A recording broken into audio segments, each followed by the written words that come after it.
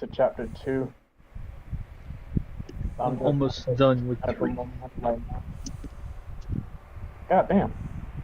Yeah, I'm in chapter 4 right now. God damn. Oh, chapter 4. Well, no, I'm not gonna say it due to spoilers. But there is a very special weapon you can find in chapter 4. I'm not gonna say what. I was gonna say it anyway. I'm gonna have to go replay the missions then. I know I have some unique weapons, but I don't know if it's the one you're talking about. I will say all the bosses are amazing. The only hit I'm gonna give you that is it is a melee weapon. Ooh. I don't know. There's a lot of melee weapons, so, but I don't think I found one in the wild, so I probably missed it. I'll have to check. Valorant anti-cheat. Fuck off.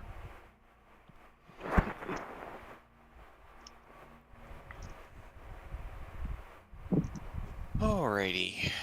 Let's see. I'm logging in. Anti-cheat just it's like, hey, you want to put in your password so we can operate real quick? Yep, I'm hopping on now. Apparently my laptop updated last night, so it just let me in. No worries. I'm still I'm digging through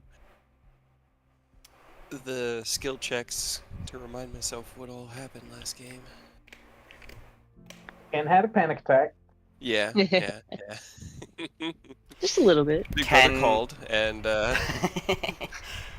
was gonna say Ken converted a sad wizard into artificery. That's right. You did. He wasn't a sad wizard. He was. It's not great. He was a level-1 adventurer who wasn't really doing well at being a wizard, and that's because he was supposed to be an artificer. And in his backstory, that's part of his backstory. A noble hero from the realms introduced him to his craft. Just getting a couple things together. What at what cost? You're right. What cost? The more artificers there are here, the more attention could be drawn.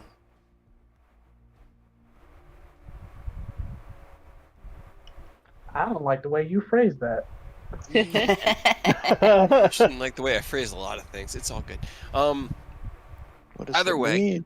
What does it mean? Hey, what does it mean? I mean, let's be honest. There's much more loud artificer here on the coast than Ken. Even though Ken is very verbal about, you're not ashamed of your craft at all. Garrick is definitely a little bit more noticeable. In the bad ways. Okay. In the bad place. Sorry. No, you're good. So, we had picked up last game in Erebor, as you all had continued to attempt to unravel the mysteries around this new companion that had just appeared in the woods several days ago. Your other new intern at least had a continuity to him. He knew where he came from, how he got here, and conveniently, where he came from is where you guys needed to go. So the path he took could theoretically be used to get back into the Dalelands. Along that same vein, you had a meeting with Emmeline where she went over the communications from it was a cartographers guild in Baldur's Gate that had looked into the journals and various writings that Aerith and her had accrued during your research in the library into the Dalelands, and managed to pick out 3 different cave networks that had particular crystalline developments that were unique to some of these writings. Marking them on a map of the area around Parnast, roughly where their cave entrances would be, and giving you guys a little bit more of a idea as to where you could go as another possible avenue, as you've used these tomes to discover that adventurers in the past called through either fate or the gods, as you were, or any other influence, would travel from the Sword Coast into the Dale Lands to help and restore balance when it is thrown into chaos. And in those writings, you found that there were these paths that went through deep, dark caves far beneath the mountain range that separates the Dale Lands from the Sword Coast. Ken got a rather concerned message from his big brother Pratanther asking what had happened to his big sister Taz McKella, as they weren't able to get in touch with her, and Taz had not reached out to them, and that was very unlike her.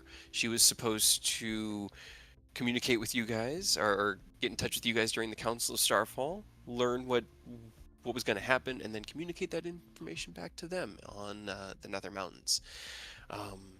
A little bit of back and forth between Aerith and Pratanther,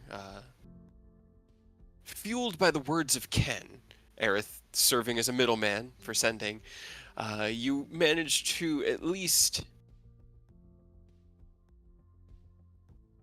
I'm not even sure, solve the problem, like, like just solve his frustrations in that moment, but at least become aware as to what's going on that side of the world. In addition, Emmeline had offered to attempt to reach out to Rose, to try to find out what they were doing, what's going on, and where they ended up, only to be met with a echoing cacophony of psychic interference that seemed to cause some minor but noticeable damage to Emmeline. You opted not to have her try again, even though she wanted to, and chose to unravel that mystery at a later date, because there's a lot that you're unraveling. From there, traveled down to Lorena's to personally invite her to your kind of meet and greet dinner. I'm not even sure what the whole point of it is, aside from just getting the three people that Mia knows into a room together, which is the behind the scenes intent. But what you're telling the merchants that you go out and invite to this, you're not entirely forthright with everything. Having initially invited Erodi and Manon through sending spells from Emmeline several days ago, yesterday, they were both okay, fine with that. Erodi, she's going to be there anyway. Lorena herself, having had less of a repertoire with Emmeline, opted not to immediately accept, forcing you guys to go and talk to her in person, which is honestly what she wanted. Leaving the Colors of Magic, you all returned to the guild hall, went about your afternoon's activities. Ken, I think the natural 20 on that was crafting the... was it the skill check for the platinum defibrillators that you were building at the end? No, that nat 20, because, so, quick backtrack, after getting the sending and doing all that, he beeline to, what's his face's mansion, to let him know Bronze, yes. to let him know what Protanther told him about the, was it the Wizard's Day, going through the Dale of Fire. Dale of Air, actually, is what it was, yeah. And it's a high likelihood that they're meeting up with the cult to do nefarious stuff. And the noble was like, okay, cool. That's exactly what he was, yes. It's like, cool, bro. He seemed mildly uninterested, if I recall correctly. Yep. But yes. Not my country, not my problem. Yep, Right. exactly.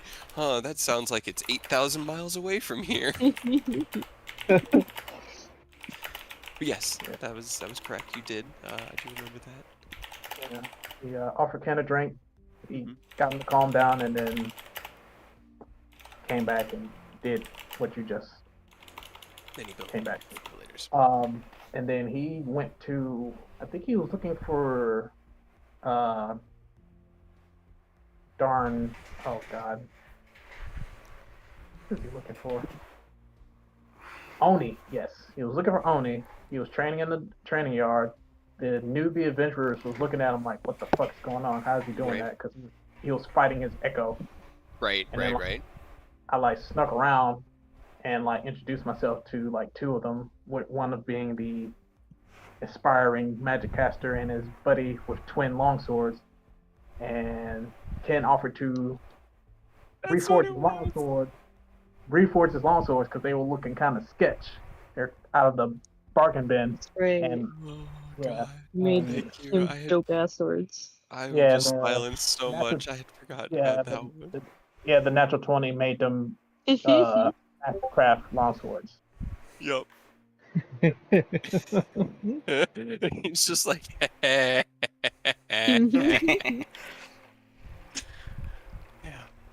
All right.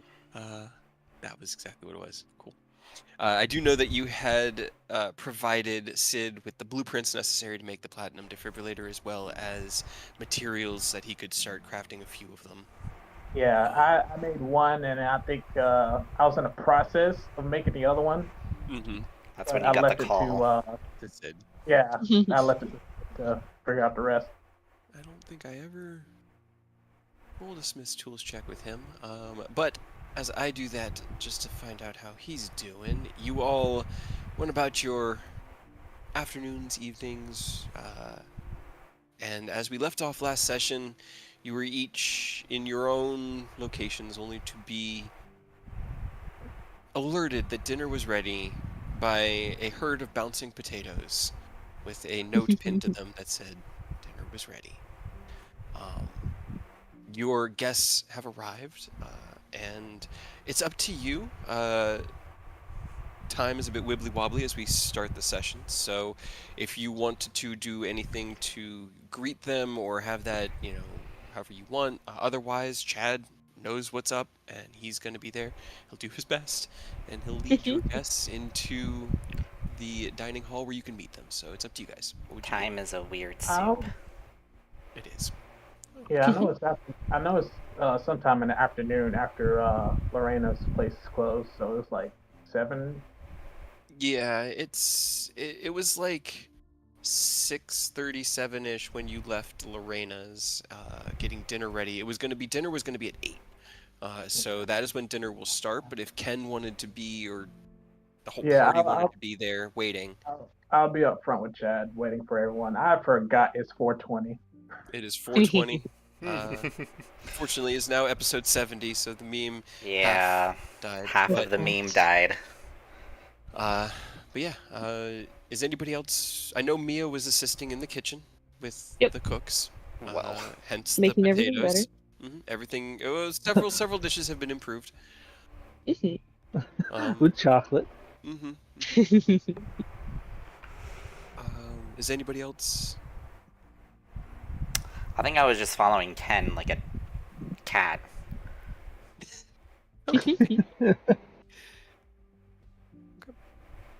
Well, if nobody else has anything, then as you are all gathered in the Guildhall atrium, Chad wearing a very nice tunic, like kind of freshly cleaned, and has his hair combed, and really kind of like he's trying to get himself to look presentable, but he doesn't really know exactly what he's doing. He's just doing his best. He looks fine.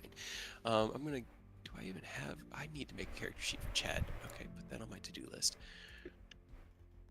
Does he have on a t-shirt that's got like a tux on it so that he's... Yeah. It's kind of like that. It's a tunic, but it's a tunic that looks like it's like 2 layered tunics with that same kind of idea of there like being like an almost white underlined tunic underneath it, and then like a black one over top. Okay, he's actually doing. He seems to be nervous, but he's doing all right. He rolled an 11 on his charisma check. It's not bad. So he's not doing too bad. As your guests arrive, you hear the door behind you open, and Arodi kind of stomps in and smiles at everybody. And looks over the party and sees Ken. Figured we'd be meeting here, waiting for everybody to show up. We can go from here, right? Yeah. Let's wait for everyone to get here, and then we'll head over to the kitchen. Dinner's already ready, so we're ready. Yep. I just stepped in there. They've got a nice like buffet thing set up. It's gonna be nice. Oh. Yeah. She kind of looks around. Is Eodos not joining us, or is he? And as she asks the question, the doors swing open, and you see Lorena and Manon walk in, arm in arm, just laughing. They have apparently met in the street and are just chuckling to each other as they walk through the main gate into the guild hall. Stopping, they see you all. Lorena raises one hand. Hello, everybody. Manon kind of bows. Well, this is nice to see everyone already here. Great, wonderful. Where's dinner? Welcome. It'll be just this way, and he's gonna not the hand gesture to direct guests to the dining room. Lorena gives a polite nod and smiles at everybody and kind of releases herself from Manon's arm and follows you or follows your lead down the hall. Manon chuckles to himself and kind of just moves through the hallway and gives a nod to everybody. His eyes linger on Arodi for just a second because he doesn't see her very often. She doesn't really leave the guild hall, and half-orcs are not common. You guys really don't run into a lot of them around here, and it registers across his face like, oh. And then she kind of like falls in stride, and he just doesn't seem offended by it, but seemed almost a little surprised. Follow you guys through the guild hall and into the cafeteria. You open the door to find that they've rearranged the tables a bit. Normally it's set up like a cafeteria. They're long, a series of long tables kind of set up in like a grid.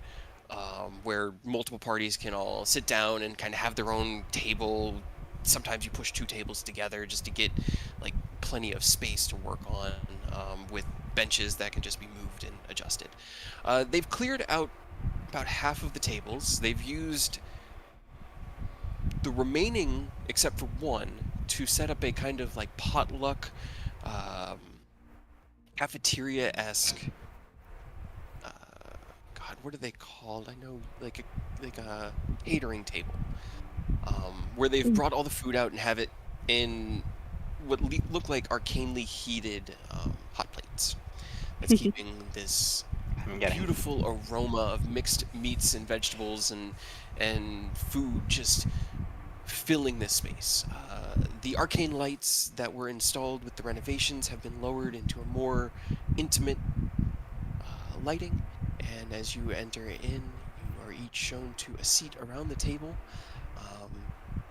It is the five of you: Manon, Lorena, Arodi, Chad, Emmeline. So 10 people? Am I missing anybody? I think that's everybody you invited. You invited a lot of people. Yeah, I And mean, dear. I think we invited the new people too, just randomly, but I don't know if they accepted. I don't think they're here. I think they probably took that as a joke. Let me actually, I'm gonna roll.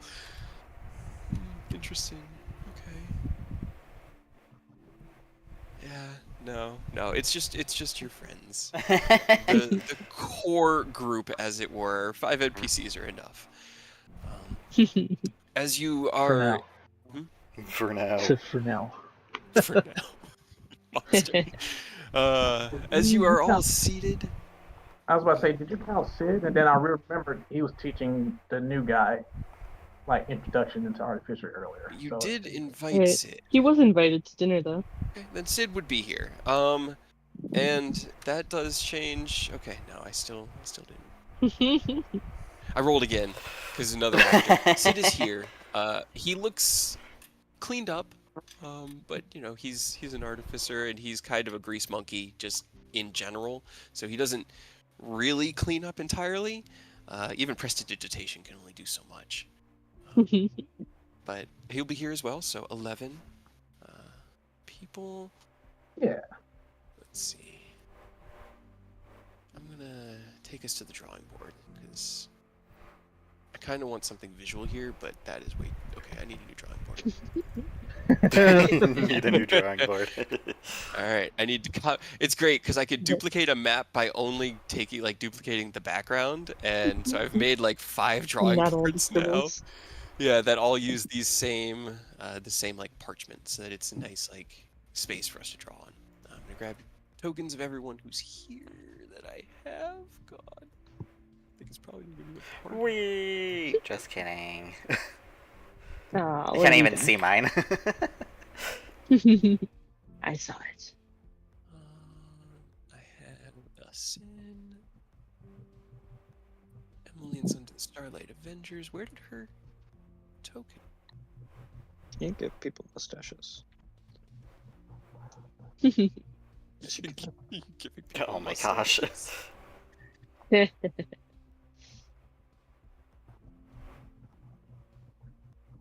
to find like the oldest Emily token I had, because it got broken from. Go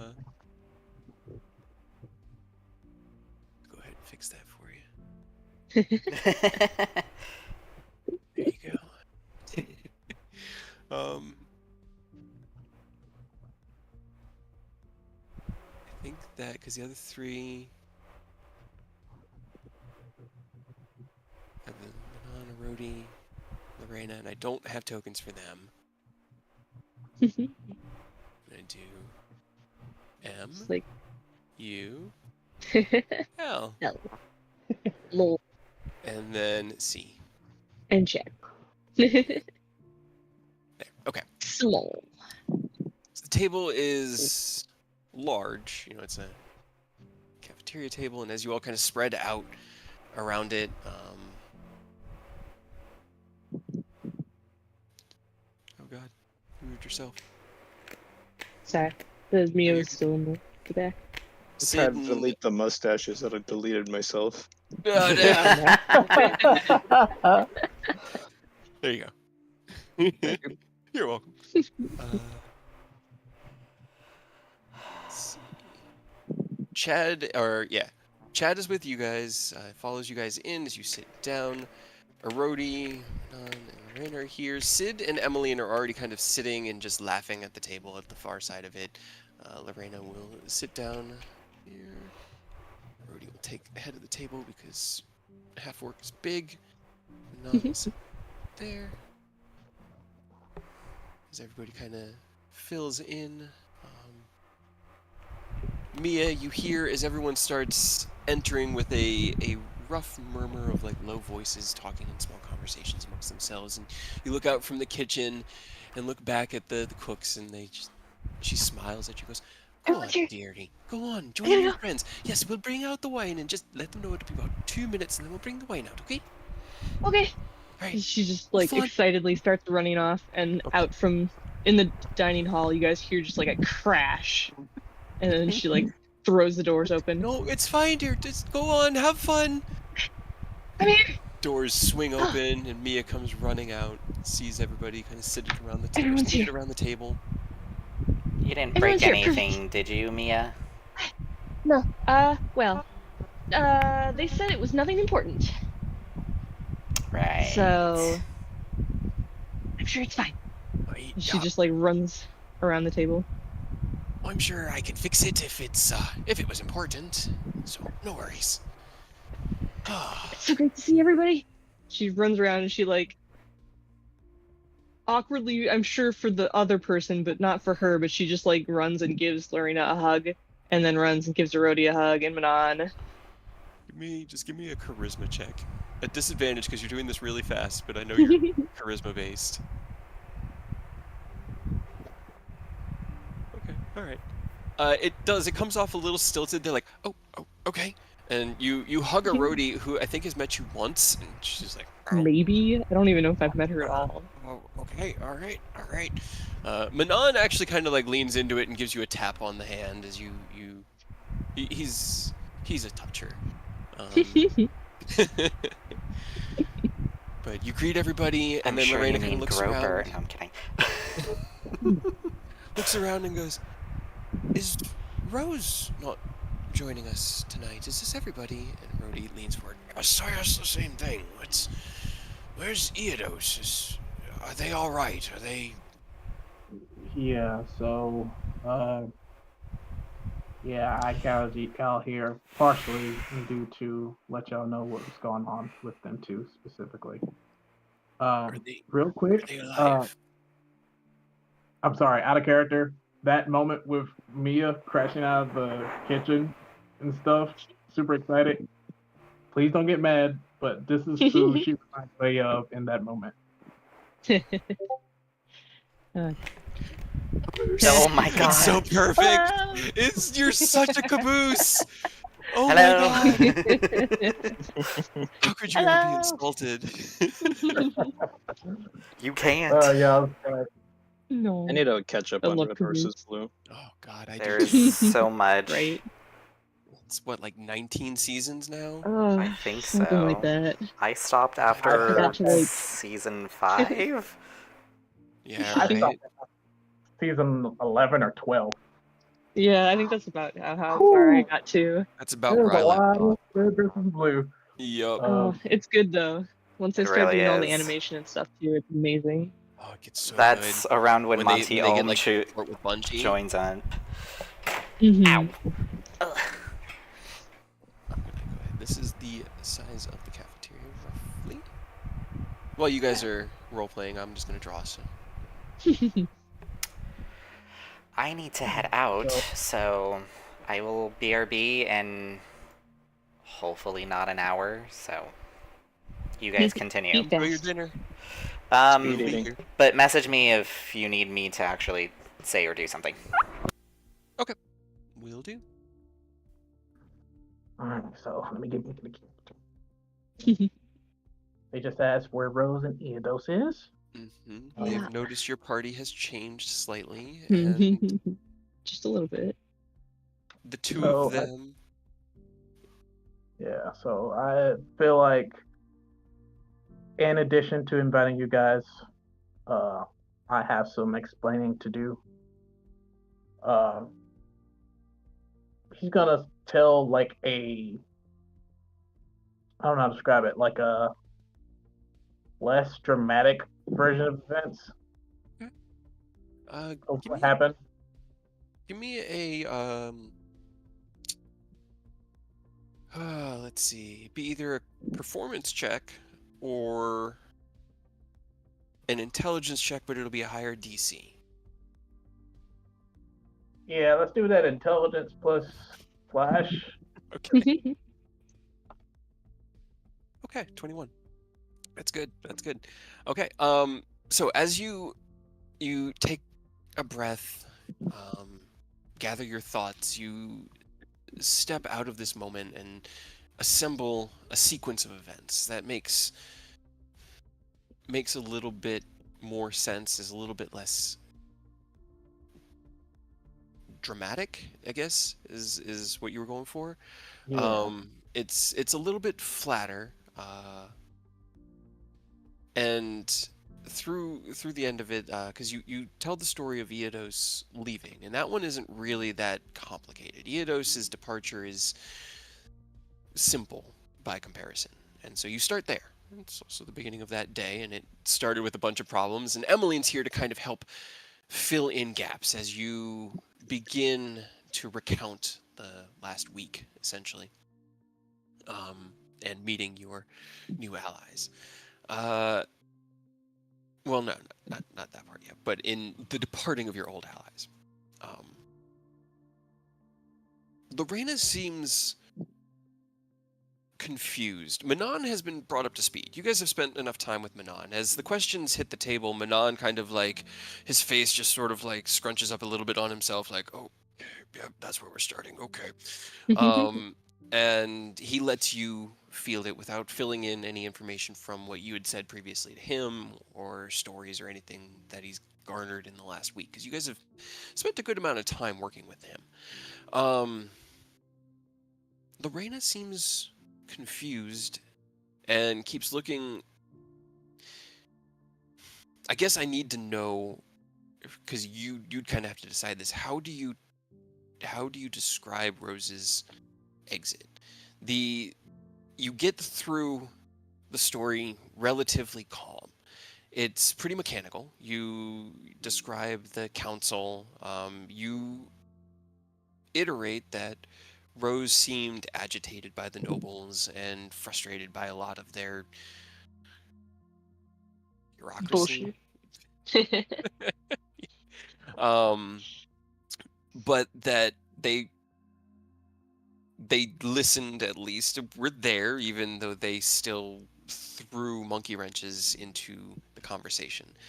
You diplomatically tried to describe that, but the end there, when Rose has to leave and Takashi is trying to stop them, and Tazmikella has to dimension door out. That gets, as you get to that point, you take another few moments to sit back and regather your thoughts.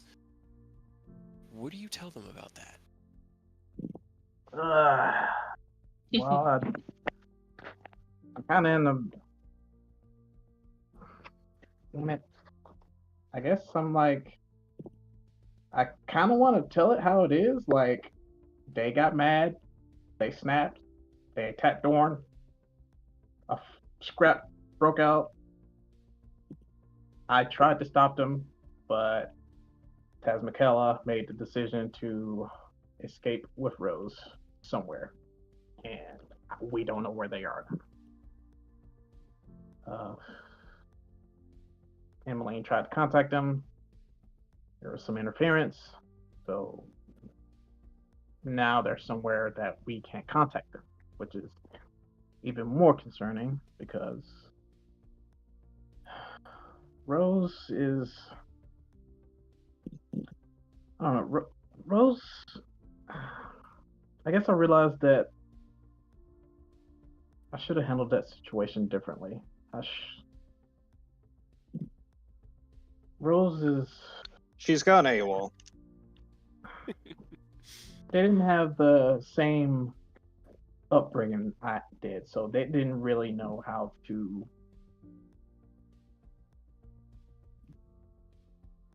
identify and deconstruct their anger and frustration, and that reached a boiling point. And now, rethinking about it, maybe things could have been went about a different way.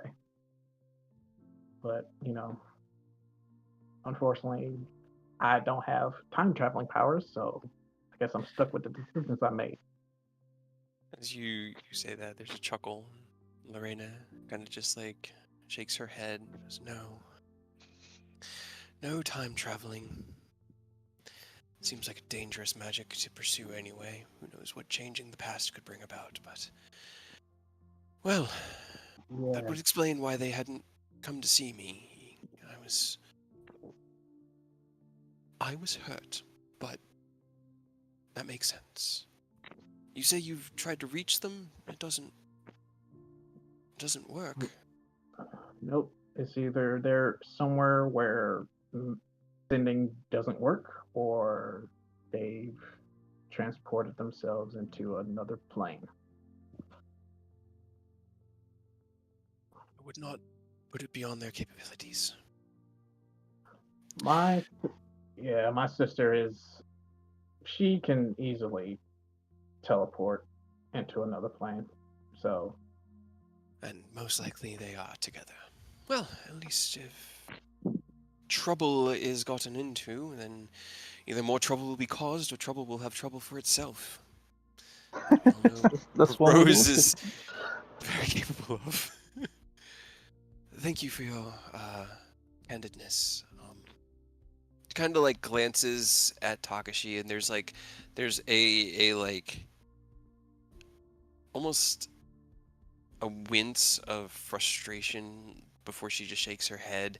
And as she does that, one of the servants, they're not really servants, they're cafeteria workers, but they have been hired by the guild to serve this dinner for you guys tonight, come out with carafes of wine and start pouring it for each of you. And the NPCs kind of take the wine. Chad takes his up and like shaking hand and takes a sip of it. He's very nervous as he's sitting at this table.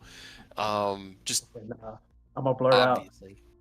Yeah, sorry. Yeah, I think I'm still buzzing from that drink the Noble gave me earlier, but I'm gonna blurt out. It's like, yeah, I mean, I know they can protect themselves, and push comes to shove, my sister can transform back into her true form, and then wreck shit wherever she is. So I'm not particularly worried.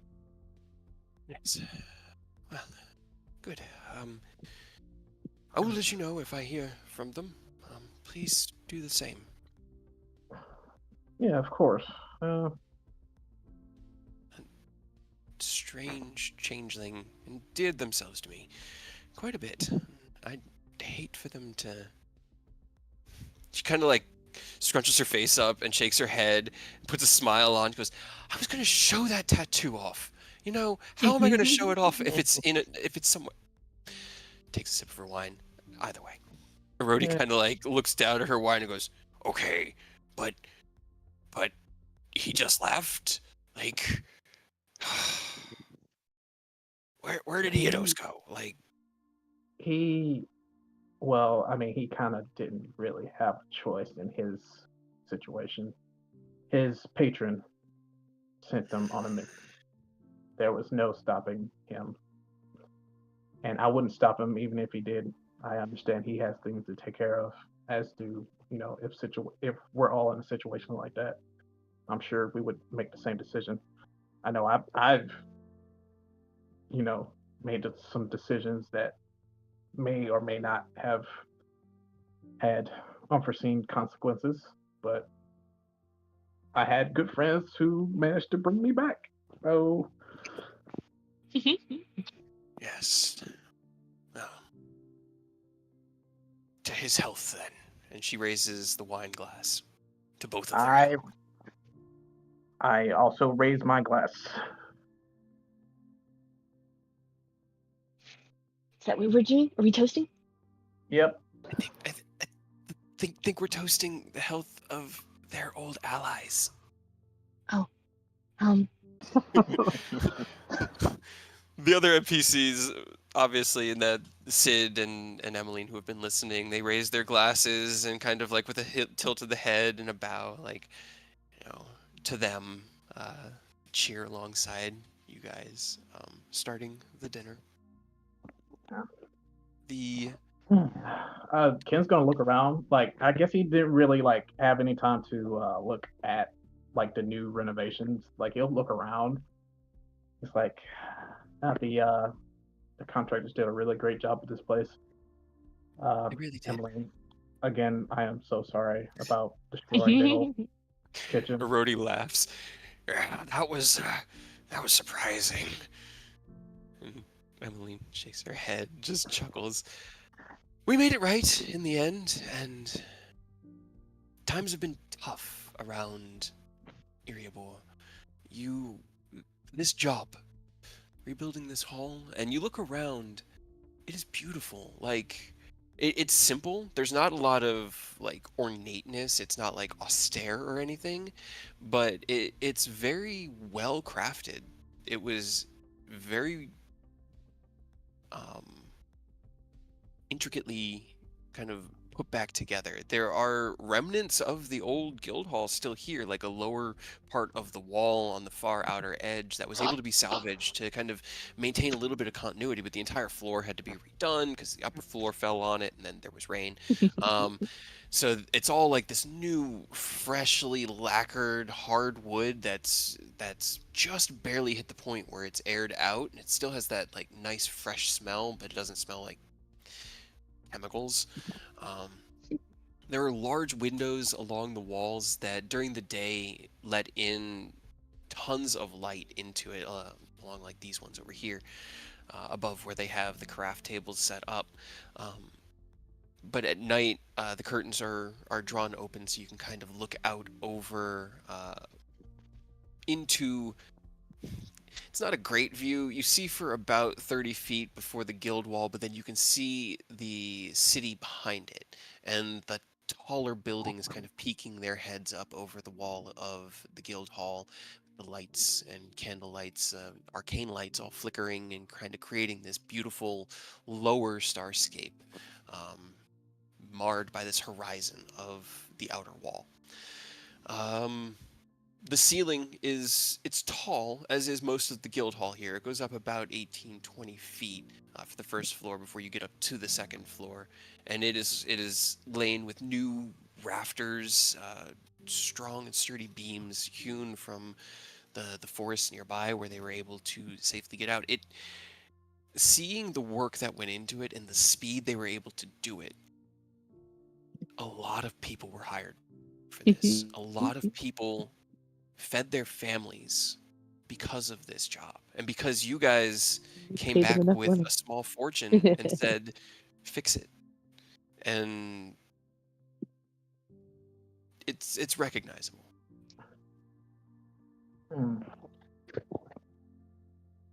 Oh, that makes me happy. As you kind of look out, the attendees to tonight's dinner come out and begin opening up the carafes of food. The smell becomes stronger and stronger, and Sid cannot help himself. He finally just pushes himself and goes, "Great, well, I'm gonna eat," and gets up and starts making his plates. Go get food, everyone. Yes. Everybody is free to go and gather their meals. Small, inconsequential conversations. If you guys want to fill this time with any role play, please feel free, or we can go forward. Yeah, the things I want to say, Ken's gonna need to be a little bit buzzed to say. So Yeah, I think you have to hold Alt Ken. I I got you. There you Thank go. you.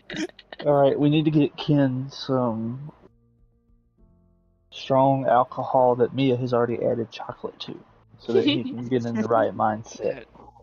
Oh, I forgot. That is a good point. As you open the carafes, there are 3, because there are a total of about 8 carafes. 3 of them have a strange brown spot in a far side of it, in a random spot. You didn't mix it in and you put the No. chocolate in Just there. kind of just shoved it in there. So it can be avoided if you'd like, but if you want chocolate spaghetti carbonara, you can also have chocolate spaghetti carbonara and grilled chicken. It's simple proteins. It's mostly chicken. There's a little bit of beef, but not a lot. There's enough for each person to have just like a small bit. It's obvious that they're still trying to ration, but that this is a time for celebration. And you guys had provided means to fill the tables with delicious delicacies that were slightly affected. But let me see. I'm gonna roll. So for insight for the NPCs, Is chocolate super expensive in this world or not really?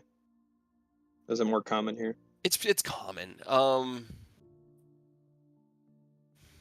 I feel like it wouldn't be, but with the way that okay, so it's common because chocolate is a big industry in the Sword Coast, probably based out of a city that you guys haven't gone to yet. Like, oh god, making shit up on the spot here. Chocolate's land. Yeah, well, it's kind of like, okay, so cocoa beans, right? And it's ruled by Charlie. They're from a tropical environment. You guys have been to tropical environments. You've been to Schult and places where cocoa beans could very easily grow. Therefore, other wizards like Jax or who he was impersonating could go there and get these plants to then cultivate them locally. So it'd be expensive, but no more than any other controlled good here in the Sword Coast, and right now everything's kind of expensive. Gotcha. Magical transport. Yeah. That's fair. But apparently the Sword Coast the Coast Guard Guild Hall had a healthy supply of chocolate going into this adventure because it's just funnier that way. But I think Less so now. that's a good lore version or a good lore explanation, I think. Oh, yeah. Let's see. Sid notices it. Does he want some though? He still wants to try it. So as he comes back, you see like he gets 2 scoops of one of the types of like one of the foods, one of like the spaghetti, and one of the scoops is distinctly colored differently, but he has kind of like a curious look on his face. Wow, guys. Okay. Are they all down to clown? Is Well, that what's happening? Well, the other 3. So the 3 you invited, the main 3 didn't even notice it. Chad noticed it, and he's staying away from it. He's Mia will probably... get some for Chad. It's fine. Emily. Okay, so the only 2 people who even noticed it, because they rolled I rolled a 6, a 7, a 5, and a 3 with +1 on their insight checks to see it. Everybody else rolled above a 10. So the spaghetti comes out, and you could tell that that's a little different. The others, there's like a green bean casserole kind of thing that's there that has a slightly different discolored splotch that Chad ends up, or not Chad, Emmeline ends up grabbing, because she's just like, oh, maybe it's just charred a little bit more, and this will be tastier because the fried onions. I'm just going with my favorite like Thanksgiving food now. Apparently, I'm hungry. But it doesn't seem noticed, and Good. 2, 3, 4. The only one who says anything about it. Okay, a roadie at one point goes, "Oh, nope, I got something that was just off about that," and she kind of picks up her plate and pushes it off to the side. 3rd plate, I think I'm done on that one. There was something off in there. Sid also says something, but he goes, I kind of like it. A strange. It's a bit creamier than you'd want something with red sauce, but it's not bad. And he takes notice. They rolled natural ones on their charisma checks as to whether or not they'd say something. Everyone else seems to just go, "It's delicious." Mia definitely brings back a little bit for Chad, specifically like some of her stuff, and gives it to him. Roll me a charisma check.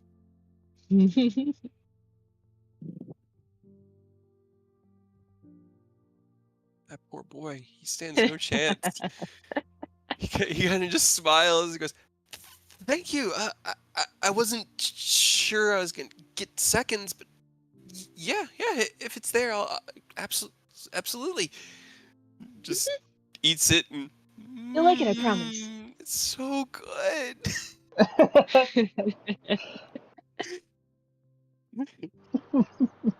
Poor Chad. Poor Chad.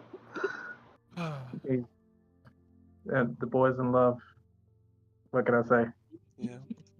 Half an hour passes of feasting and wine, small conversation and jokes, laughter amongst your close allies here.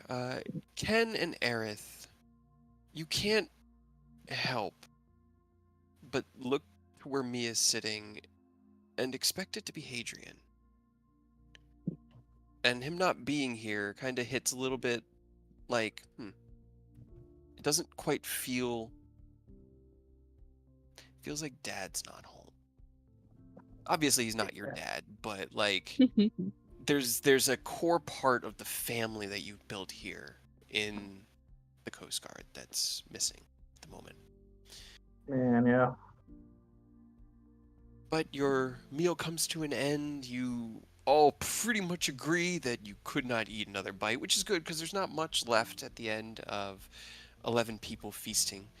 The carafes are closed, and a dessert wine is brought out and poured for everyone. This is probably 4th or 5th glass for those that are actually staying up and keeping up with each one that gets poured. So the buzz has definitely kicked in, and Lorena and Manon are smiling and laughing at with each other, not at each other, but with each other across the table. And only a little bit at each other. sigh contentedly and look over at the table, and Lorena goes, "This has been very lovely. I feel like I've met only half of you in passing, and getting to know the rest of your party and all of your, what did you call them? Your interns? I love that. That's just, I'm going to have to use that for people I don't want to pay at my shop, but I'm going to teach them how to tattoo things. This is lovely. Thank you so much for introducing me to this concept. But I do have to ask, we've known each other for so long, and we've never had a meal like this before. What precipitated this? I'm just so curious. Yes. Okay, me. Mia will raise her hand from the other head of the Sure. table. Yes. Yes. Okay. Right. She'll stand up. Just I'm Mia. If you don't know, and I mean, I kind of wanted everyone here, specifically, Manon, Lorena, Erodi, and she points to all three of you guys. Mhm.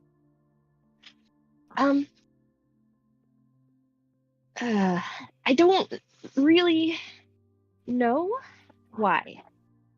As you stand up and like formally introduce yourself, I mean, you've introduced yourself to the others. There's a shared look between Manon and Lorena, and like a raised eyebrow, and then they look back at you. Okay. I can't remember if we've told you, but I guess I am here.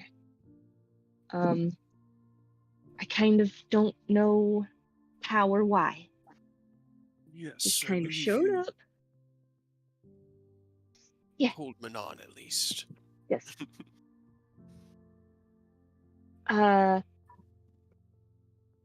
outside of Erebor, and we haven't really been able to figure out why or where it came from. And Manon, the thing that I can't even remember if Eris told us that he was going to ask Manon Yeah, to like you were fix the there for the mirror of Okay. the past, yeah. Yeah. Just we tried to look at that mirror that we showed you. Yes. And that might be why it's broken. I didn't break it like on purpose. It just kind of did that. I believe Aerith had told me you were trying to look into your childhood, correct? Or any of it, I guess. Anything not from past couple days. Well, Um, I mean, I feel like the obvious answers of modified memory spells or a curse of some kind have already been explored. well, yeah, we tried that stuff and nothing worked, and we asked Aureus if he could fix it, and he tried. That didn't work. We talked to the Raven Queen. That didn't work. You've spoken to the Raven Queen, and that. Well, kind of. I think the lady said that she was talking to her. I see. Okay. We paid someone to commune with the Raven Queen. I understand. That makes so much more sense. Please continue. This is fascinating. And we researched stuff about gods that I don't think really helped.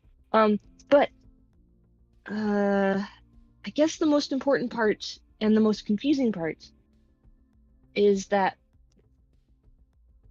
not knowing anything else, I know your names, specifically the three of you, and I know you, but I don't, if that makes sense. Manon looks over at Erodi, who has just kind of like been like wide-eyed looking at you, and she just shakes her head and goes, "What? Wait, I've I don't know. never met you." And Lorena kind of looks and meets her eyes and goes, "Yes, I don't believe before today that we'd ever met." But she looks across at Manon. but she feels familiar, right? And Manon kind of nods, like, I felt it when she first introduced herself. Fell in like an old friend, just that same repertoire. I didn't even really recognize it until now. I see so many new faces and old faces, and he looks over at Erodi. She feels like an old face. And Erodi looks at him and goes, What? I don't... What are you... I've never met this person. What? Don't wrap me into this. I don't know why you would know my name. I don't know, but you were there too. You are here. Uh, I was hoping maybe having the three of you together, maybe you'd be similar in some way, or Let's see. Let me look at what you have. Okay. Roll me a insight check.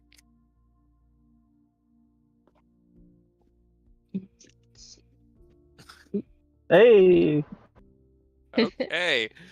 Well, interesting. that happened. As you say that, you look at the three of them, and you kind of like you're still standing and still like probably half tipsy, because I assume Mia's been keeping up with the wine. Well, she's been drinking it, but not really understanding like what it is. Yeah, that's what I mean by keeping up with it. Yeah, just whenever Um, Chad probably refills her glass. yeah. So there's a little bit of a sway, but as you look, you see across each of them, and all people look like kind of like this to you. They look like this almost like dust storm. Like it's just like an amalgamation of all of it's like stuff and these threads that just reach out in tendrils, and everyone has their own like unique kind of shape. In the same way that everyone has their unique physical shape. But you look at them, and on that level, you see something that looks like a fingerprint on each of them in the same spot, right on their right temple. She'll kind of like push her chair out and stagger a little bit and move over to Manon. Okay. He watches as you come around, and you watch him very intently, keeping your eye on the point in which you saw, and you can see it through his skin. Vision isn't really this type of vision isn't really vision. It's just a sense of something there.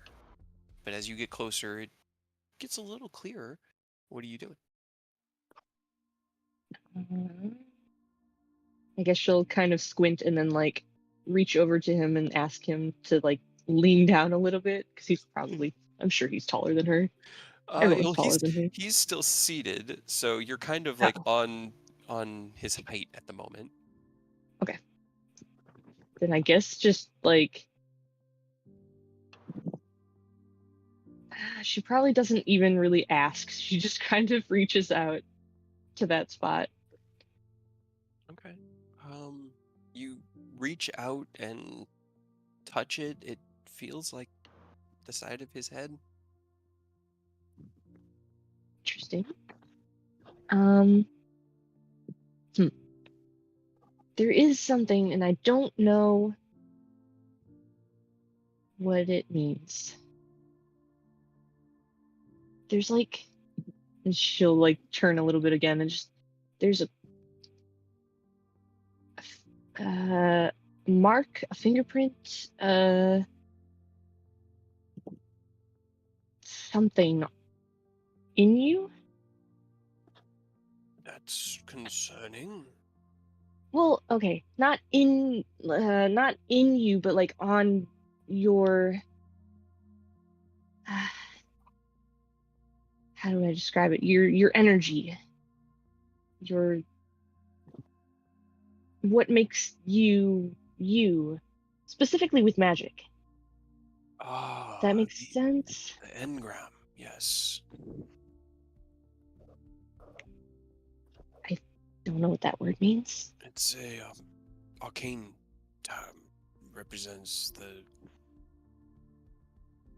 kind of like motions his hand in a circle, closes his eyes. Too complicated.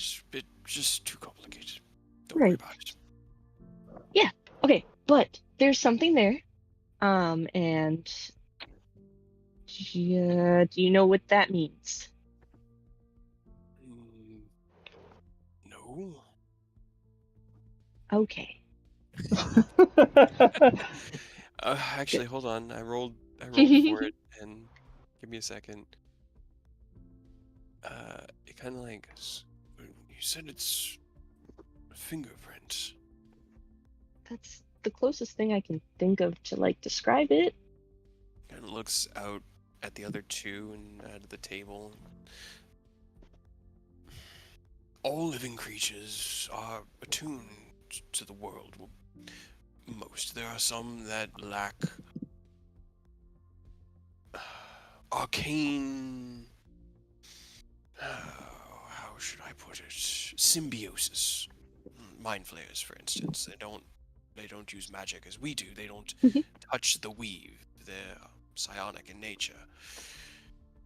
The engram is theorized to be the pattern that each individual holds within themselves, a template that represents their arcane capabilities, how intricately they are woven into the weave itself, etc., etc.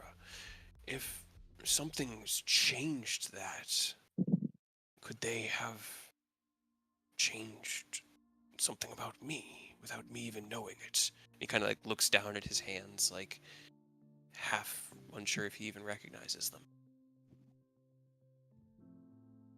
I mean, I don't know. I don't think anything's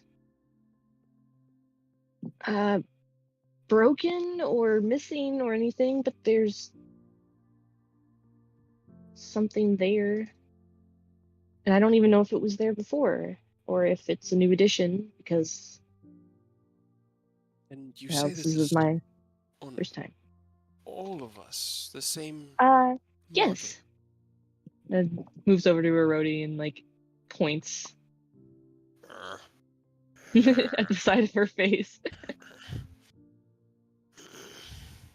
And then over to Lorena.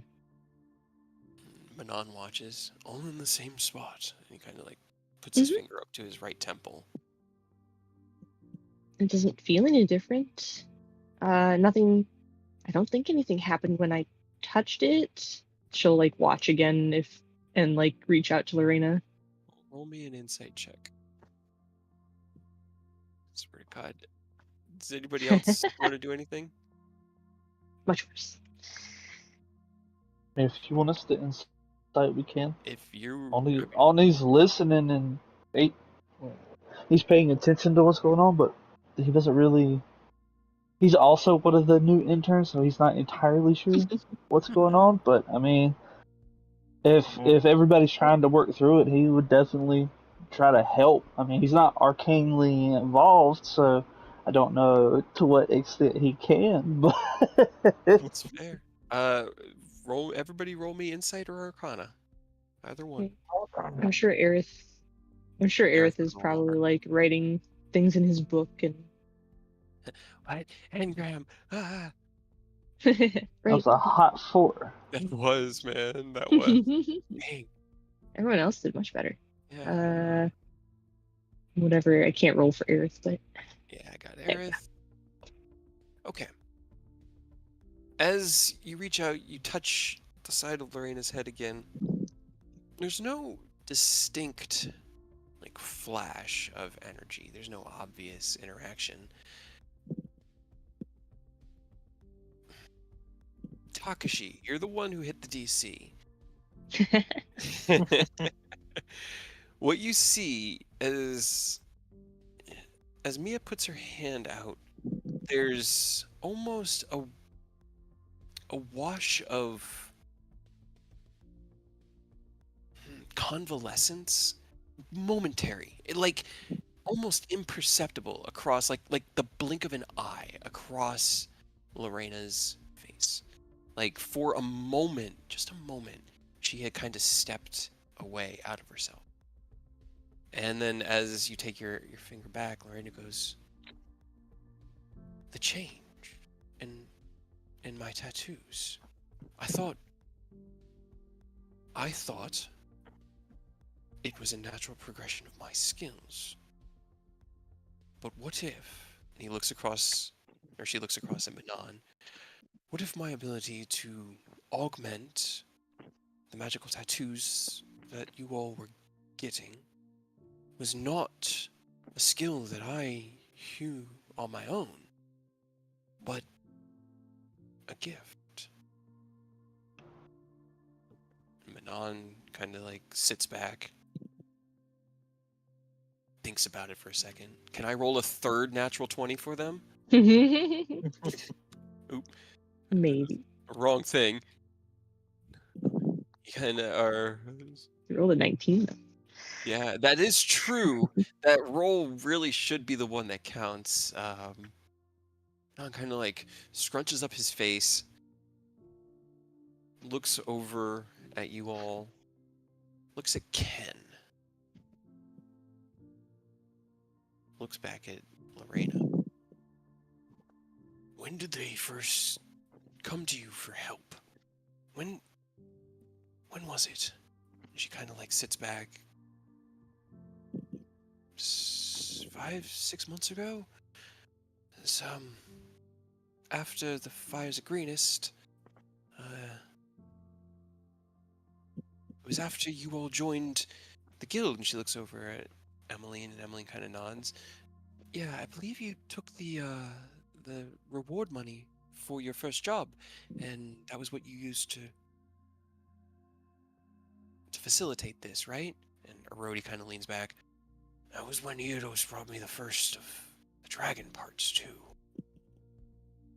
Manon. And that was when I started to craft those little trinkets and found my magic too becoming more flexible. Puts his hand up to his head. Looks out and looks over at the party.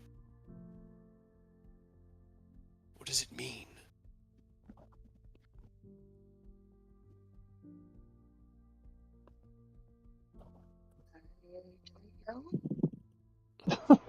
And he looks at Mia. And why are you the only one who can see this fingerprint?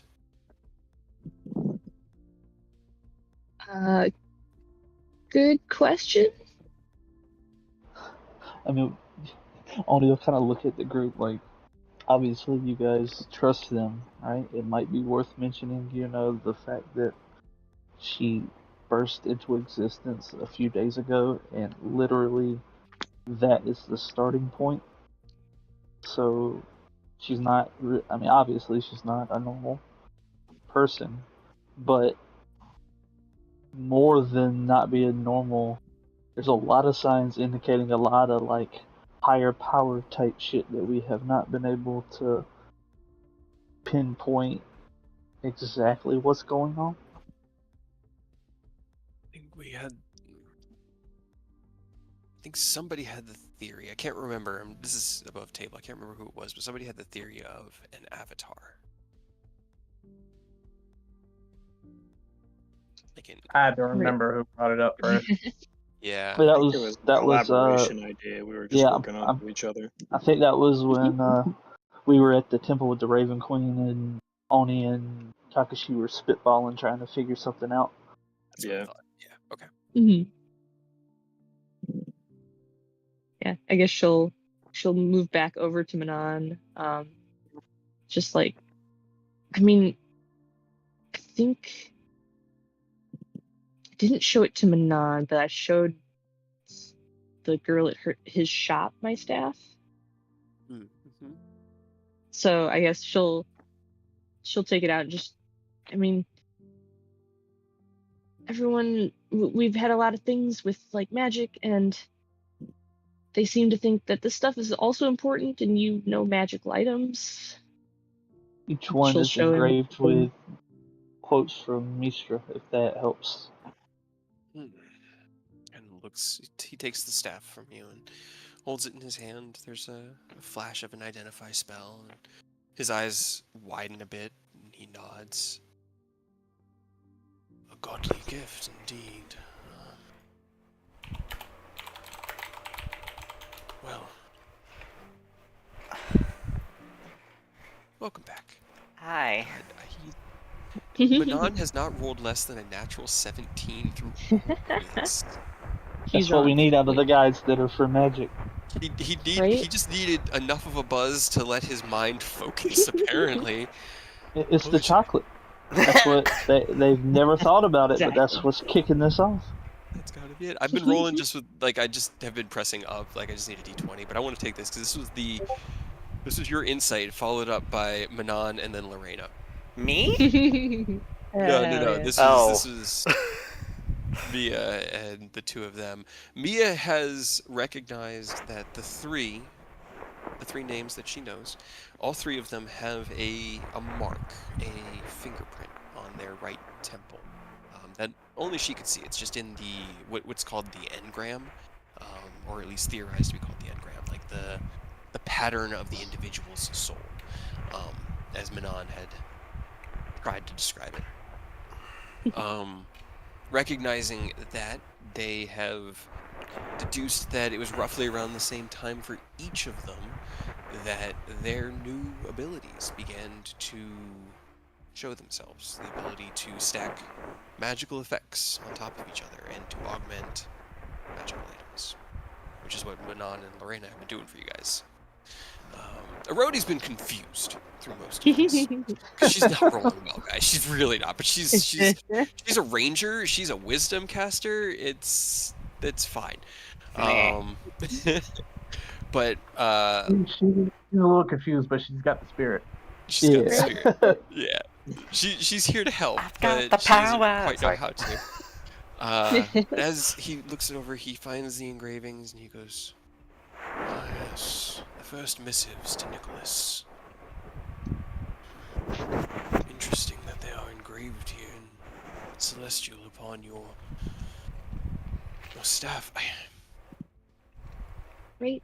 I've heard We've been looking at stuff at the library. That's a good place to look. I've heard of gods choosing champions, granting gifts and favors, and even embodying mortals for a time to help however they can. But the divine, it's... He kind of like shakes his head. It is a mystery to all those who do not walk beyond this plane. He hands the staff back to you. The will of the gods. Oh, see, that's the confusing part, though. Like, if I'm supposed to be helping or doing something for, one of the gods, wouldn't I know what I'm supposed to be doing? Have you attempted to contact Lady Mistra? Do you have that capabilities? I could potentially procure a scroll for myself to try reaching for her. I'm not the most devout of worshippers, so... Abe. I'm sorry, Should you guys Abe. let them know that Mistra was uncontactable by Lady Silverhand?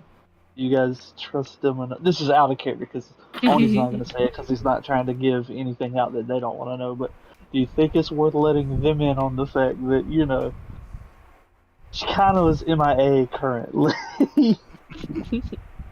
Right. Silverhand kind of had a panic breakdown over the fact that she can't call mom. Do you have true seeing, Aerith? Because the only other person who could hear at this table is Manon, and he's a enchantment wizard, not divination wizard. What level is True Seeing? It's like- 3rd level? 6th level. 6th level. Oh, is it 6th level? No. It's a 6th level Mhm. spell. I thought it was lower. No. That's why I was like, man, I wonder, could they? I mean, maybe. No, Like, no. I would if somebody gave me a scroll. But Yeah, I could do the same I if don't know someone if that gave would me the help. scroll. Mm. 6th level scroll. Maybe 5,000 gold pieces, please. Yeah. Easy. Yeah. 6th level, man. We don't get out of bed for I guess- less than 100 grand anymore, dude. Come on. Hey, I'm still rocking that 9 gold I had from like the beginning. Hell yeah. But I mean, I guess it's up to Ken or Aerith if you guys would tell Manon that Silverhand has not been able to contact her.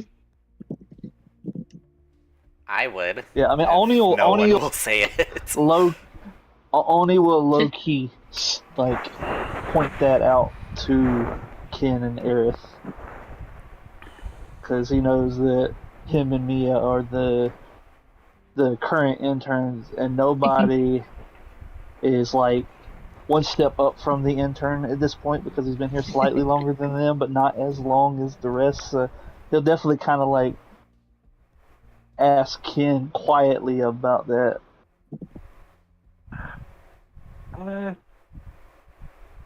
Okay. I'm gonna roll a d20. 1 to 10, I'm gonna keep my mouth shut. Actually, no. 1 to 10, I'm gonna tell them. 11 to 20, put my mouth shut. Just saying. Okay. Up. I'll Well, tell them. I'll just keep his mouth shut. Oh. Everyone else is. You guys. I'm just like, Yeah, do we he's have the supposed- message earrings where Oni's we just not doing. Oni's just not doing it because he doesn't want to overstep. Because he is still the new guy, and he's not trying to influence the group's decision. He just I felt like it would be worth pointing that out in case the 2 senior members felt the need to use that information. Oh, that is such a sad statement. I do Yeah. think it is really up to Ken and Aerith to decide, though. It's super. Yeah. And I mean, if Ken decides Yeah. not to say anything, then Mia would No. be willing to work with Manon, I guess, to try to contact her. Yeah, I'm gonna retract this d20 because I feel like explaining it would help with trying to figure out what's going on the most. So yeah, Ken will, look at Oni for a sec, nod his head, and it's like, so, about Lady Mistra, Lady Silverhand of Waterdeep nobility attempted to contact her from, I guess, to ascertain the truth of some stuff I told her about myself and the situation at hand with the cult, and apparently she couldn't be reached. And it was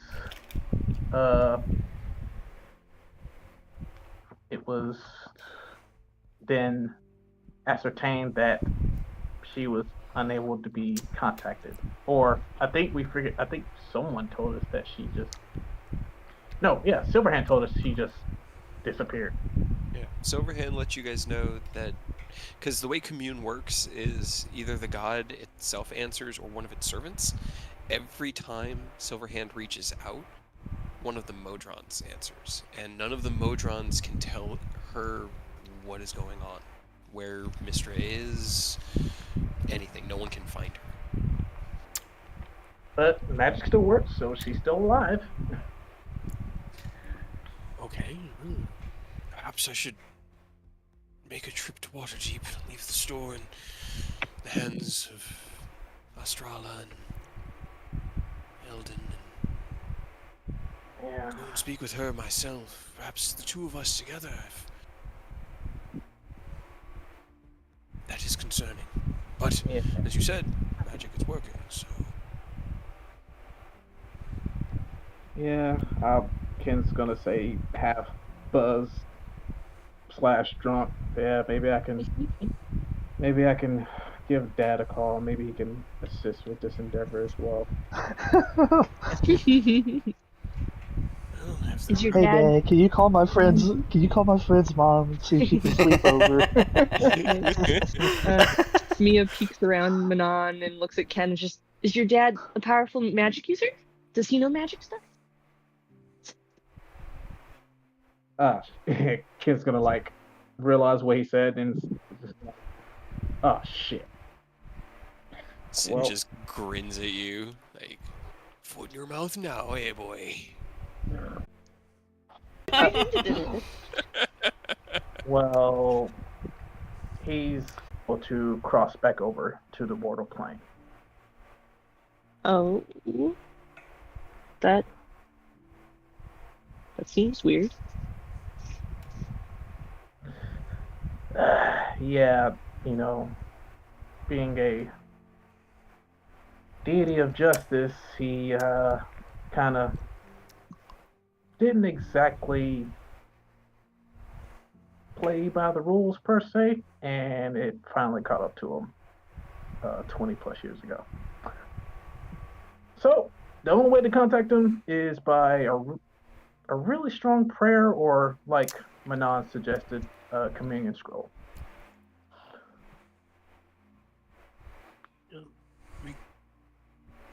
Let's see.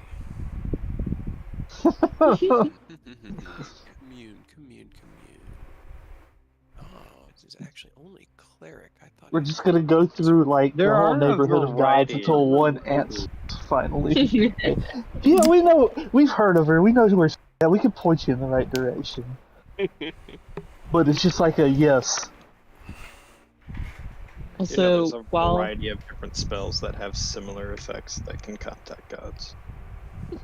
Right. while everyone speaks for a second, Mia like takes a step back and pulls and starts looking for like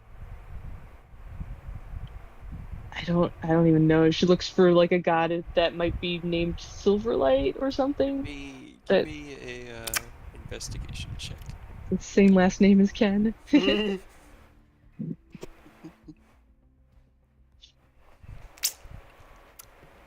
20. Okay. It's good for one. It wasn't a high DC. As you start flipping through the children's book, you overlooked it at first because you were looking for Mistra, and so you kind of flipped through the beginning of the book a little quicker.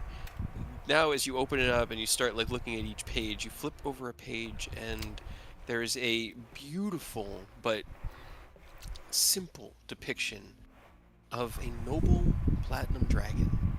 And you look at the coloring there, and you look back over your shoulder, and you see Ken's horns, and you look back at the page, and you see Bahamut.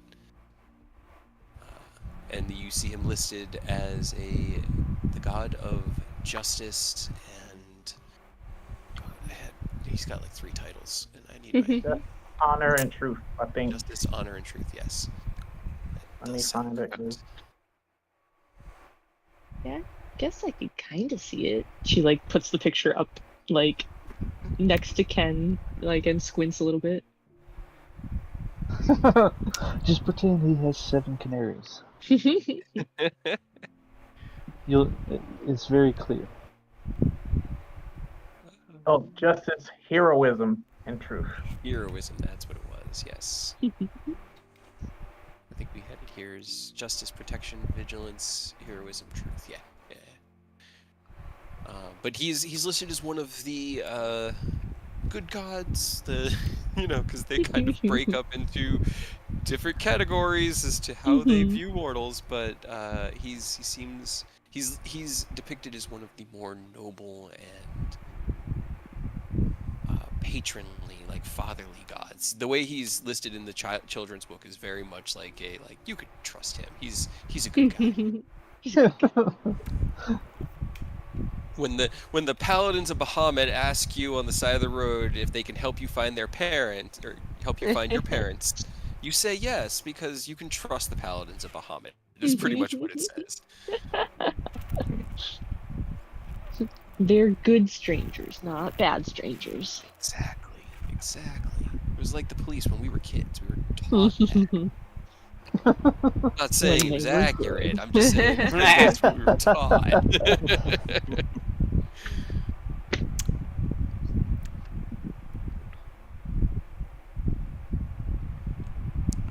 Emmeline has found herself quite sloshed and is like kind of like half leaned over and has like one hand on her face and goes, "What does it all mean?" Sits Good back. question. I feel like all we do is try to uncover these mysteries that don't want to be uncovered. And, I'm so tired.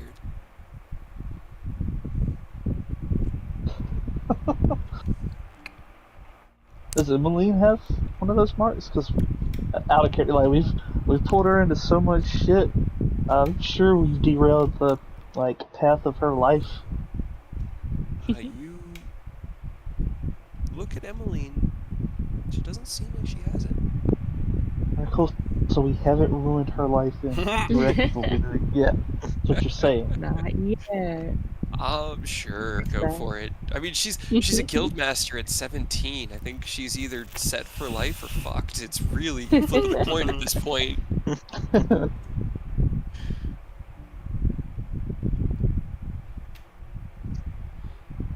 Me and will circle around the table to Emmeline and kind of pat her on the back. And just, I mean, there are a lot of questions, but that just means there's things that we get to go and look for answers, and that could be fun. Yay. She kind of like just full on bonk, gets her head down on the desk. no. Okay. Oh, so much to do. Sid kind of puts a hand on her other shoulder. You've got one hand on one shoulder, and he's got his hand on her other shoulders. Don't worry, lass. We'll help you through all of it. We'll be here. And deer's on your side too. The roadie looks up and says, "Don't forget me. I'm here with you too, sweetheart. All right? You're not in any of this alone." She kind of looks up, See? and smiles. Thank you. She rolled 4 checks under 5 with her con saves. So She like passed out. She's in a rough spot. Yeah, she's not unconscious. You know that point where you've been drinking for so long that you can't really move, but you can't fall asleep? yeah, That's where she's at. yikes. Wine hits you hard and fast. Especially if you treat one bottle a glass. Sid kind of looks down at her and looks up at Yumi and goes, "Why don't I help get her up to her room, put her to bed, get her comfortable? You guys can wrap up your conversation. I feel like we're a little... I mean, I don't have one of them, do I?" He kind of points up to his temple. I think you're okay. Look, he doesn't seem like he has anything there like the other 3. Nope. But you might want to. I know things are busy, but you might want to take a break sometime soon. You're a little afraid. Getting there. That's what it looks like when you're putting yourself back together. I'm getting there, but thanks for the concern, lass. Now, come on, little one. And he, like, almost bodily picks Emmeline up. Like, he gets one arm under and around her chest and under her shoulder and kind of just, like, lifts her up. And he's strong. Like, he spent months in prison, but in just the week he's been free, his body has snapped back. It's amazing what 7 full days of, like, 4 plates of food a day can do for you. And it shows on his face. He stands up, looks out at everybody, looks at Ken. "Well, thank you very much for dinner, son. This has been great, and it's been good meeting all of you. Really feeling the welcome here. Thank you." Okay, good night. Night. Two Yeah. of them will head up, step out of scene. Well, I guess the cat's out of the bag now. But yeah, if you can find a communion spell and a caster to be able to use it, maybe we can contact Bahamut. Maybe he might have an inkling to what's going on with Mishra. There is a small chapel to Bahamut here in Iriabor. Really? It's small, but yes, he has his influence. I know that. Odds would be greater in Baldur's Gate or any of the larger cities where full churches could exist, but Yeah, knowing Dad, I think. I mean, he appreciates the gesture, but I don't think he's big on temples. But yeah, I didn't know you guys had a small chapel here to him. Maybe I should go take a visit. please, and I will look to see if there are any communion spells available to me that I'd be able to use to help. But if we could, any help we could get to help understand the situation, I don't want you to be alarmed. I don't feel ill. I actually feel amazing. I have not. Perhaps that's what it is. It's vigor and health to be able to get us through these difficult times. Yeah, I mean, I don't know what it is or what it might mean, but it doesn't seem to be hurting you or the thing that you said. Engram. Ah, yes, my engram. Yeah. It's not like wrecking it or anything, so that's good. I Promising think. indeed. Okay, so some mystery solved, others presented. The wheel turns and the world spins. Which is good. As you guys look out, you look out the windows and you see it is. I mean, it was night when you started. It's very late. Most of the lights within the city have gone out. It's probably about 11:30, getting close to midnight. And as Manon kind of sits back and looks out and realizes the time, he takes a small pocket watch out of his vest. He goes, "Oh, I need to be getting home. Don't want to be caught in the upper tier too late at night. Would you like You to join guys, me?" yeah, you guys want an escort back home? I don't mind. Yes, that would actually be quite appreciated. I can handle myself, but every exertion, especially on a full stomach, comes at a cost. I don't want to be any cost. Oh, Jump no, cut to Manon leaning against the side of a building vomiting. Yeah. 3 corpses of bandits behind him, and he's just vomiting up this nice dinner. I didn't want to have to kill anyone.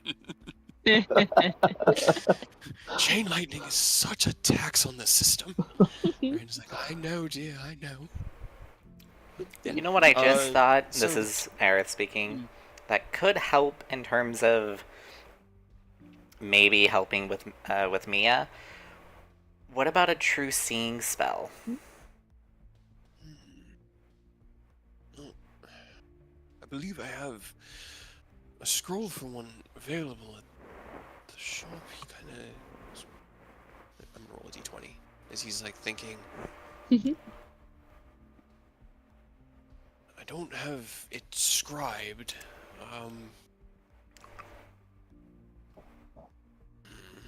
It is difficult, costly. Roll me a persuasion check. You can buy one at my shop. That's where he's starting. He's starting at you can buy one at my shop. Nice. If you were willing Yeah. to pay for the cost of the materials, time spent, it wouldn't be the full cost of the item simply enough to replace it. I could then transcribe it into my spellbook and attempt to cast it, or you could do the same. I see you are a wizard as well. I'm not at that level yet, unfortunately. It would be about.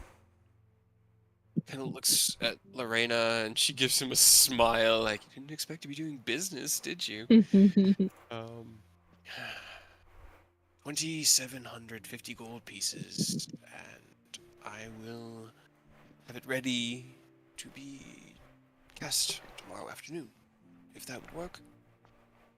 Is there We a can high give it a shot. wizard in town that could cast stuff? Here within this town, I believe I am among the highest level wizards. I believe you have a few capable of 5th level magic, but this is a 6th level spell. I know of no I others can do here. it, but I don't know that if that helps. Could you cast it from a? I mean, would you be able to scribe it? Because you could cast it from the scroll, absolutely. But No. I could cast it, but yeah, I can't copy it. it's up to you. I'll stand by my price. It's about half of what it would cost off of my shelves.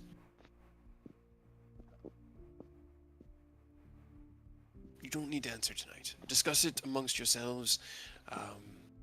Ken, if you would be willing to provide an escort, that would be wonderfully appreciated. Did anyone else want to go I'll go. with them? Extras apart. Yeah. Okay, that's kind of what I figured. Is Yeah, anyone? I'm gonna whisper to the kiddos. I'm not gonna armor up. I'm gonna just have them follow us, just in case. Okay. Are they following you obviously or discreetly? Uh, obviously, because to people who don't know what the fuck they are, they're like, what the fuck are those things? And then At midnight, that's probably a good thing. I will fly above them on my broom. Okay. Just to I keep would a feel bird's bad eye for the poor view. burglar or thief that tried to rob him. Right at this point. I still Ken, roll me a d20. Was there anything else you guys wanted to discuss with them before you headed out? They Hey. hell yeah.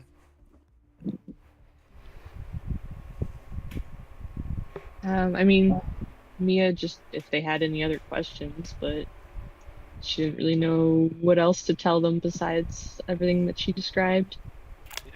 I mean, I think everyone's got enough to think about at the moment, at least the NPCs. So, okay. She does go and ask Chad if dinner made him happier. Yeah, no, that was honestly it kind of like smiles very, very genuinely at you. I've never felt so included. Thank you, Mia. Why not? Most people are impatient. I he kind of like stops and chews on his lip a little bit. It was really nice being at a full table, even with the complicated discussions. It was like having a big family, and I've never had that even with friends. That doesn't seem right. You're so depressing. Kind of just like smiles. But the wine was very good, but I'm very sleepy. So if you're going to accompany friends, I think I'm ready to go home. Yeah, you can go. I mean, I don't think that they need me to go with them, but I could always go and make sure Emmeline got to bed okay. Kind of like looks. Goes, well, I don't actually live in the guild hall. Oh, do you wait? Would Oh, you do you need help getting home? kind of like smiles, just like winking at Chicka you? wow wow.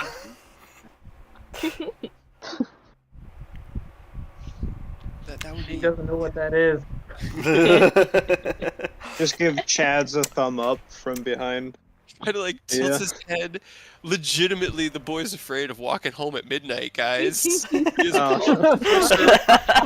to bring him back. He's not trying. He's not trying to pull anything. I mean, if it works out, go him. But he really just doesn't want to get murdered or robbed.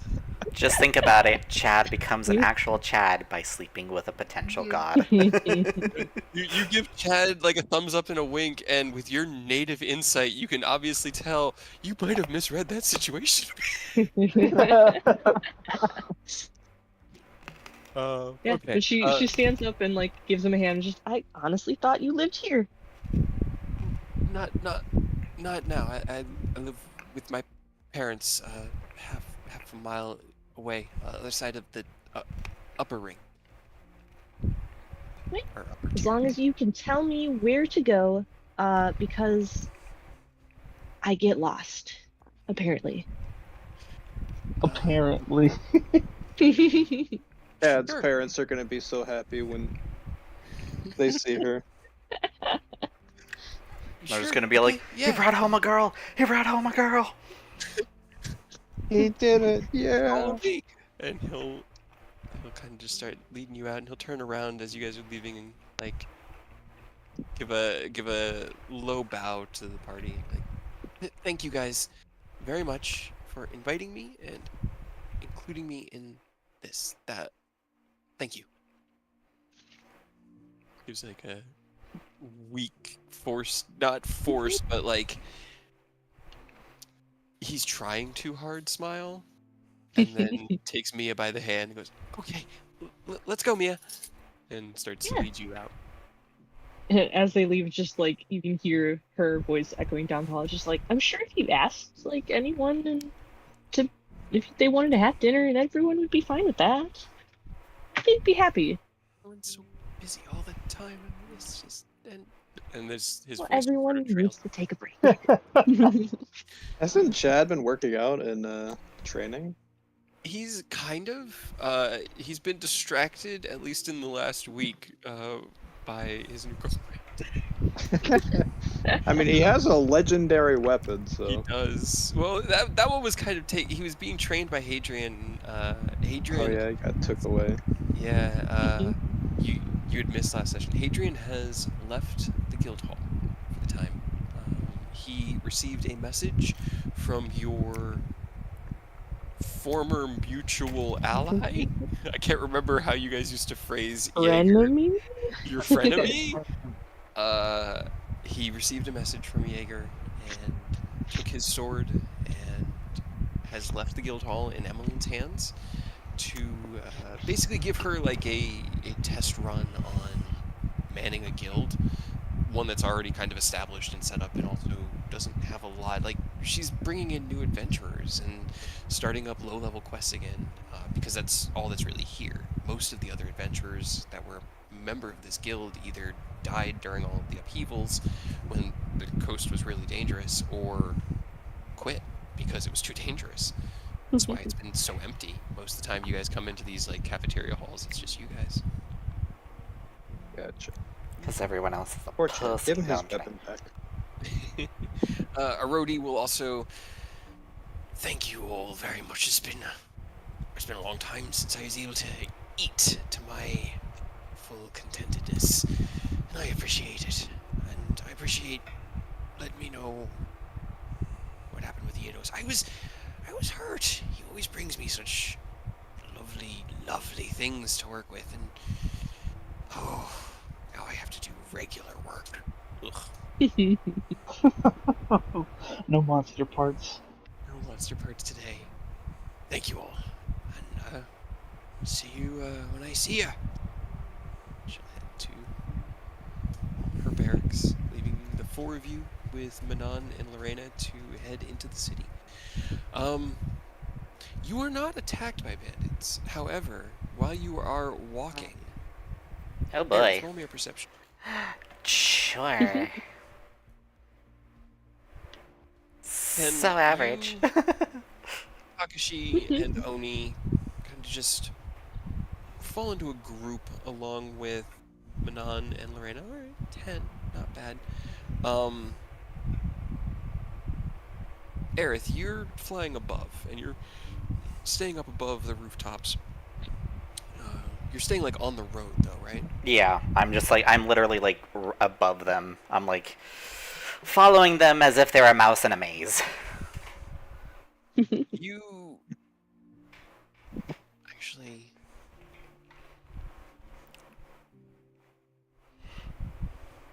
Aerith actually does this thinking about how this would go down, the passives of the two people in the crowd. As you guys are walking, and you're just nonchalantly chatting with Manon and Lorena.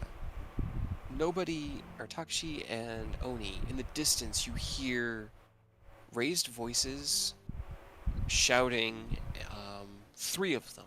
And then a cry of, no, please, no, no. And then, just give us the money and we'll leave you be, we promise. Well, It's about three blocks up on the right. fuck. Wait, did I hear that? Nope. You roll me a perception check. You might have. You might have. Aerith Passives doesn't. are high enough. Aerith didn't. I'm too high up. Now the question is, Mia gonna accidentally kill him, or I I should probably go investigate. Ken, you hear like raised voices shouting, but you don't make out the words. Hey, y'all hear that? Yeah, I think we might need to go have a look. Okay. Okay. Manon, just stay behind us, close enough for us to, if something pops off, we'll be able to take care of you. But yeah, let's go check that out because that doesn't sound too good, especially at this time of night. All right, you guys head up, running down the street that I am currently drawing. Can Nat 20 and get Nat just, 20, like yeah. decided somebody was getting robbed tonight. Okay. Oh, okay, so natural 1, you guys get attacked. Natural 20, you guys get to be heroes. Hey. Oh yeah. So, I need to get. Oh god, when did caps lock get turned on?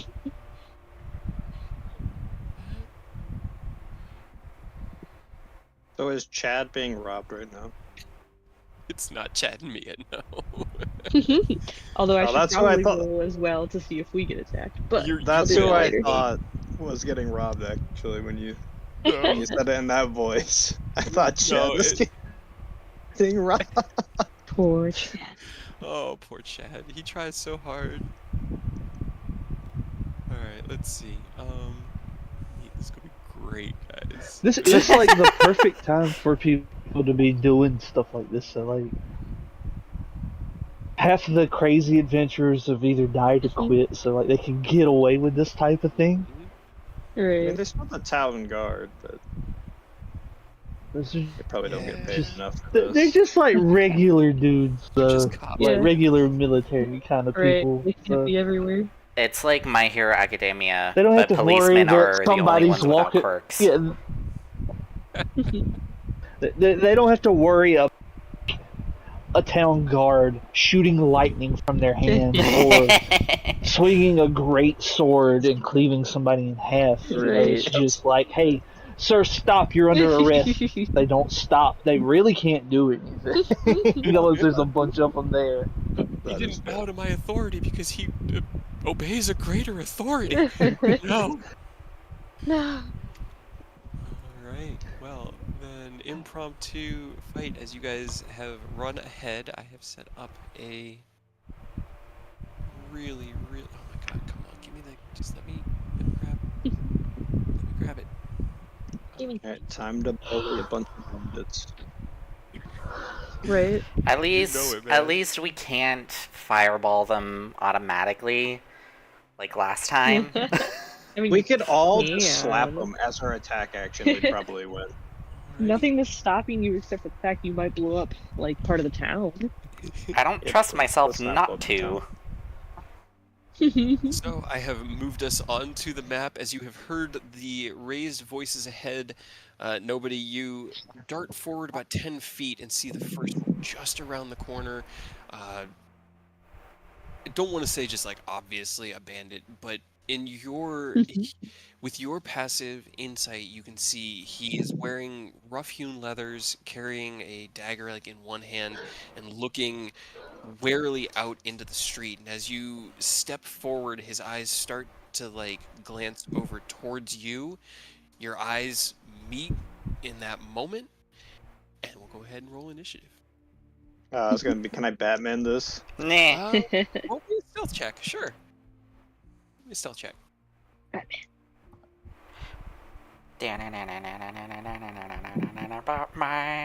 Jump from the roof. Hell yeah, dude. You He avoided does that not nat see- 1. Oh boy. Things are going great, guys. So we will roll this as a surprise round, as you spoke to the group, which got them kind of looking, but as nobody steps forward and gets actual sight down the alleyway, He just goes poof. How tall is this building? about 35 feet. It's like 2-story with a roof and seems like an attic. I really do kind of want to jump down like Batman. There Probably am break the my knees knight. while I'm at it. we go. I am the knight. Just land on one of them. It'll be no problem. Yeah. I'm about to pull a Kento. Yeah, Nah. that's fair. Alrighty. So as Takashi darts forward, you can go ahead and you can, if you wanted to try to do one of the buildings, you could move yourself down an alley or go ahead and move yourself however you would like. I'll get. Don't know how easy the buildings are to climb. Do you have a climbing speed? No, because my monk is not high enough level, so it'd just be normal climbing. Holy crap, Roll me I'm not enough. last. Sorry. Can I do acrobatics?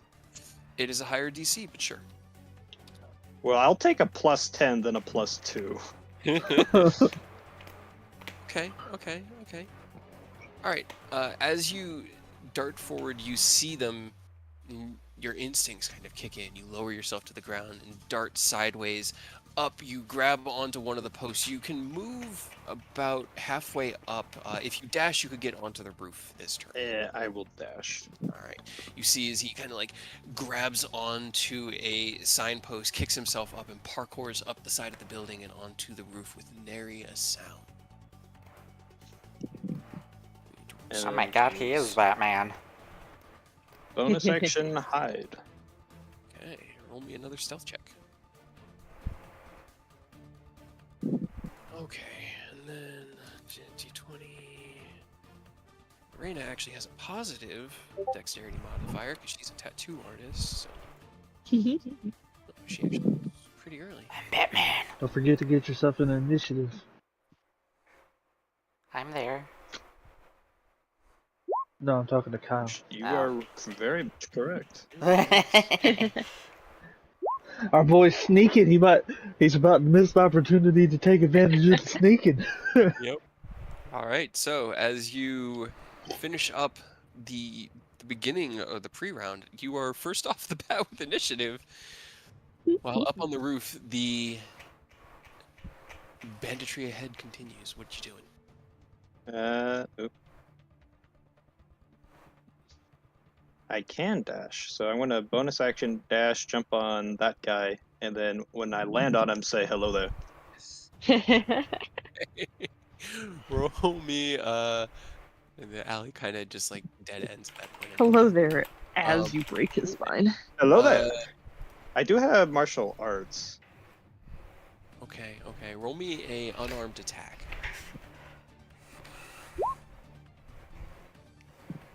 Surprisingly, I 25. accidentally have sharpshooter on this also. It does still hit. Okay, as you fall, Hit him with that D4, dude. Meh. yeah, do a D4 And plus sneak attack.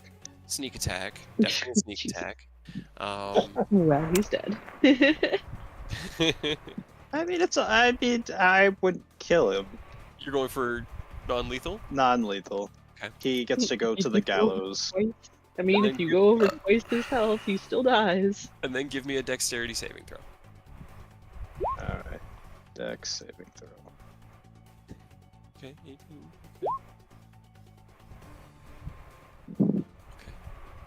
Okay.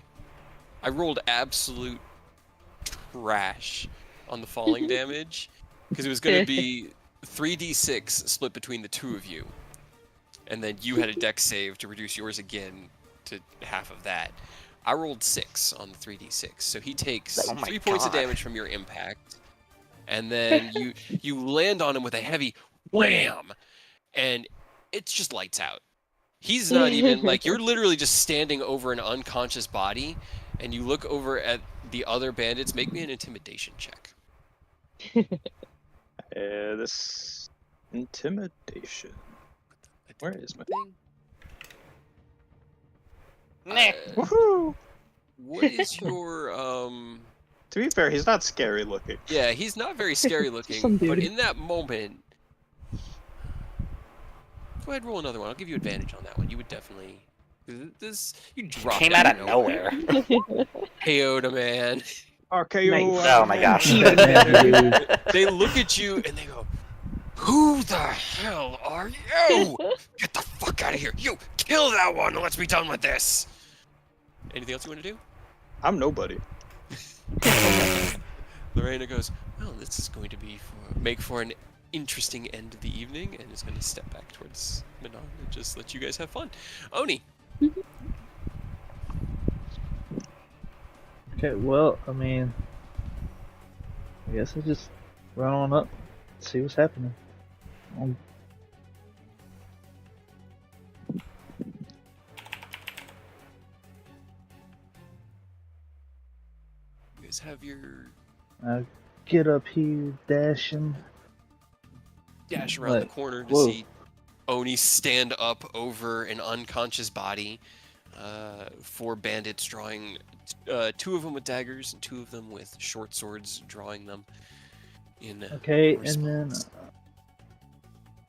I'm gonna bonus action, get my echo up right here, Okay. just to keep them from trying to run away. Thought I got a.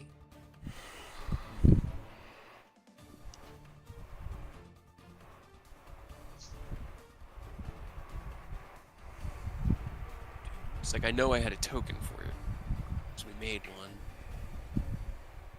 There it is. Shadow. Got it. Okay. Or is that's that? There we go.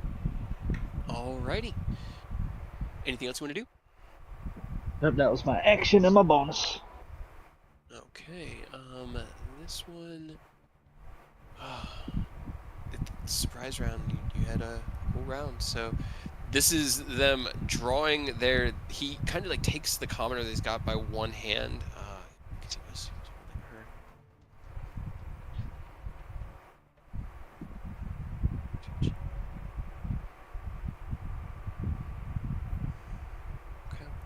He takes the scimitar and he drives it down into her. She kind of, or him, the commoner. She cries out. The lights go out, pushes her to the ground, and turns towards you, Oni.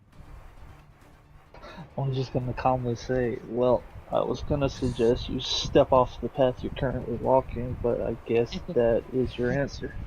Yeah. That one's surprised because he wasn't in the midst of shaking somebody down. Aerith, you are about 40 feet in the air. Oh, did I miss something with Ken? Yeah, you skipped me. Did I? Yeah. Oh, I did. I'm sorry. That was my fault. Cade, how could you? Back. Our hero. Did they recognize Yeah, Ken? I know. Who? The Did they bandits? recognize Ken? Yeah. They haven't seen him. You do No, have your... when they do see him, like, because it's Ken, and like everyone knows about Ken at this point. It's Ken, come on. Right. Ken, Everyone right, can. baby. There's stories about him. There are stories. I guess there will be a check, but we'll find out. What you doing, Ken? I'm gonna cast haste because I want to get up there as soon as possible, especially after shanking the civilian, especially. You heard a cry of pain, a guttural cry. Let's see. Yeah, gonna cast haste. Let me knock that off. And then, as I'm running, I'm like whistling for my kids to like armor up minus the helmet. Okay. And then 5, 10, 15, 20, 25, 30. I'm gonna just dash. Be right here. Well, you have 60 feet of movement with haste. It doubles your movement speed. Oh! So you're hasted. You still have your one extra attack and your hasted action, and your bonus action. Okay, so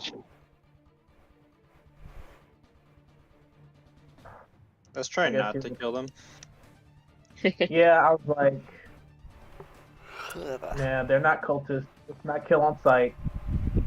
So he's gonna look. I mean, we just watched them kill somebody. You guys might want to make sure you say it out loud, not to kill them, because Oni very much meant what he said when I was gonna suggest you step off this path, but you made a choice. So And now you die. I will say, they took the hit. It might not have been 8 damage. Nah.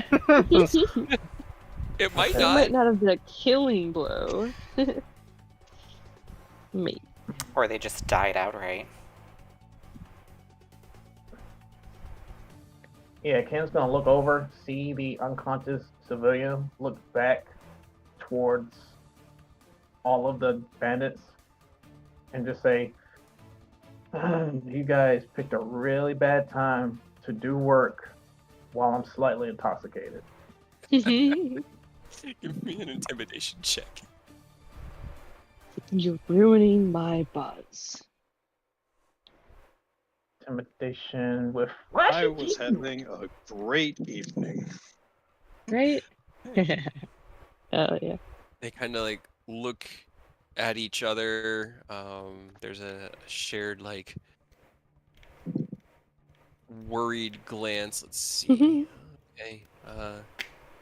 The one in the very back kind of like he doesn't say Ken's name, but he goes, "Adventurer."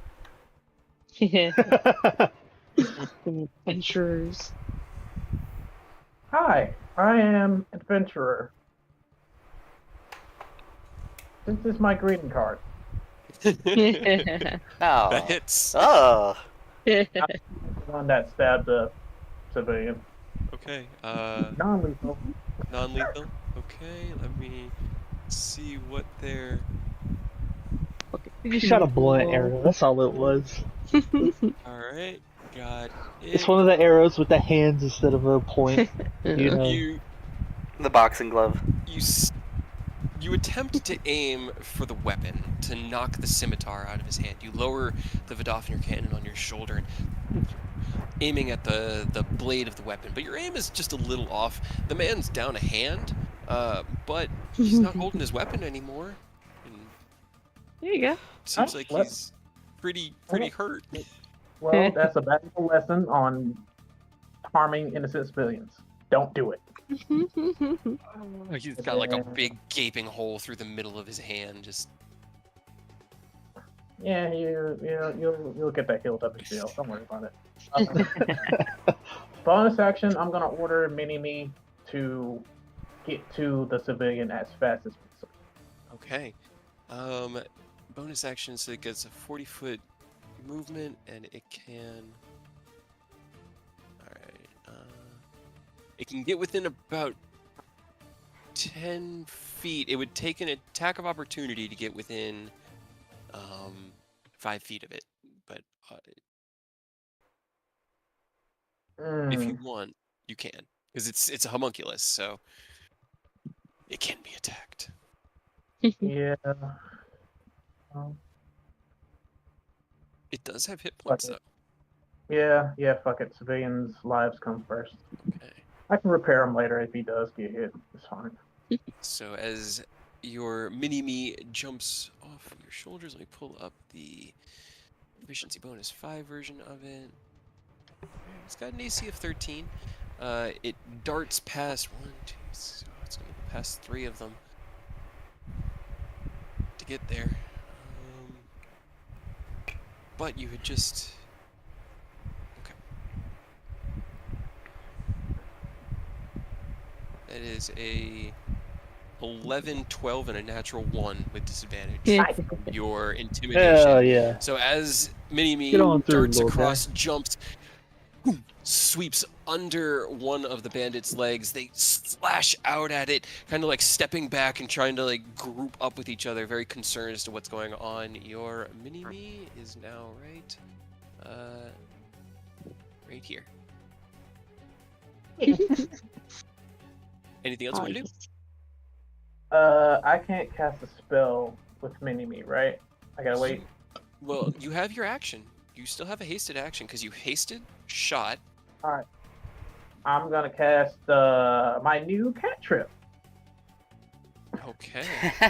You reach out with your Spare the Dying cantrip through your Mini-Me, activating the arcane devices within, and as it like jumps forward and lands on the commoner, you feel the spell take effect. They were not dead. They were dying, but had not yet died. They only took 6 damage. Okay. Only almost fatal. Almost. Right. This one is still surprised, and he's kind of like staggering back and away from Oni while drawing his weapon simultaneously, but it is his surprise round. Aerith. Alright, Aerith, fireball. Everybody, get them all.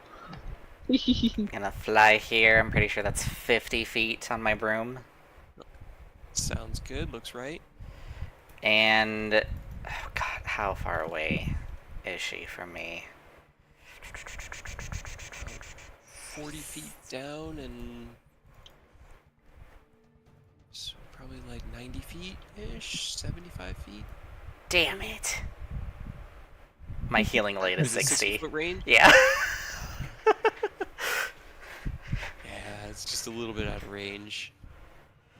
And my pistol is 60 feet too. Yeah. Well, this guy's within 60 feet of you. I was kind of hoping for the civilian so I could heal her, but... Oh. I forgot you could shoot them to heal them. Hey! But my 2 healing things, my Cure Wounds action is 60 feet because of the pistol, and then my healing light from Celestial Warlock is 60 feet as a bonus action. But she's too far away from me. Midfield medic, you want a midfield support medic. I know! You could use your action to dash if it's a bonus action to heal. That's what I'm thinking, but I'm already right here. You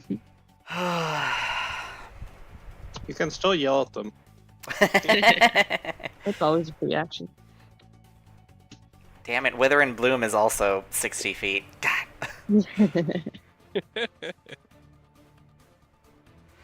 I am going to shoot at this guy Okay. as my action. So, bang! Whoo! That surprisingly does hit, yes. Ignore the 2. What? That's A from 32 Radiant Soul. hits? 32. And then for my extra attack, I'm going to Eldritch Blast This one, this one, this one. Okay. Nope, can't do it from my spell list. I forgot. It's broken. Where is it? Where is it? Here you are. 1, 2, 3. All hit.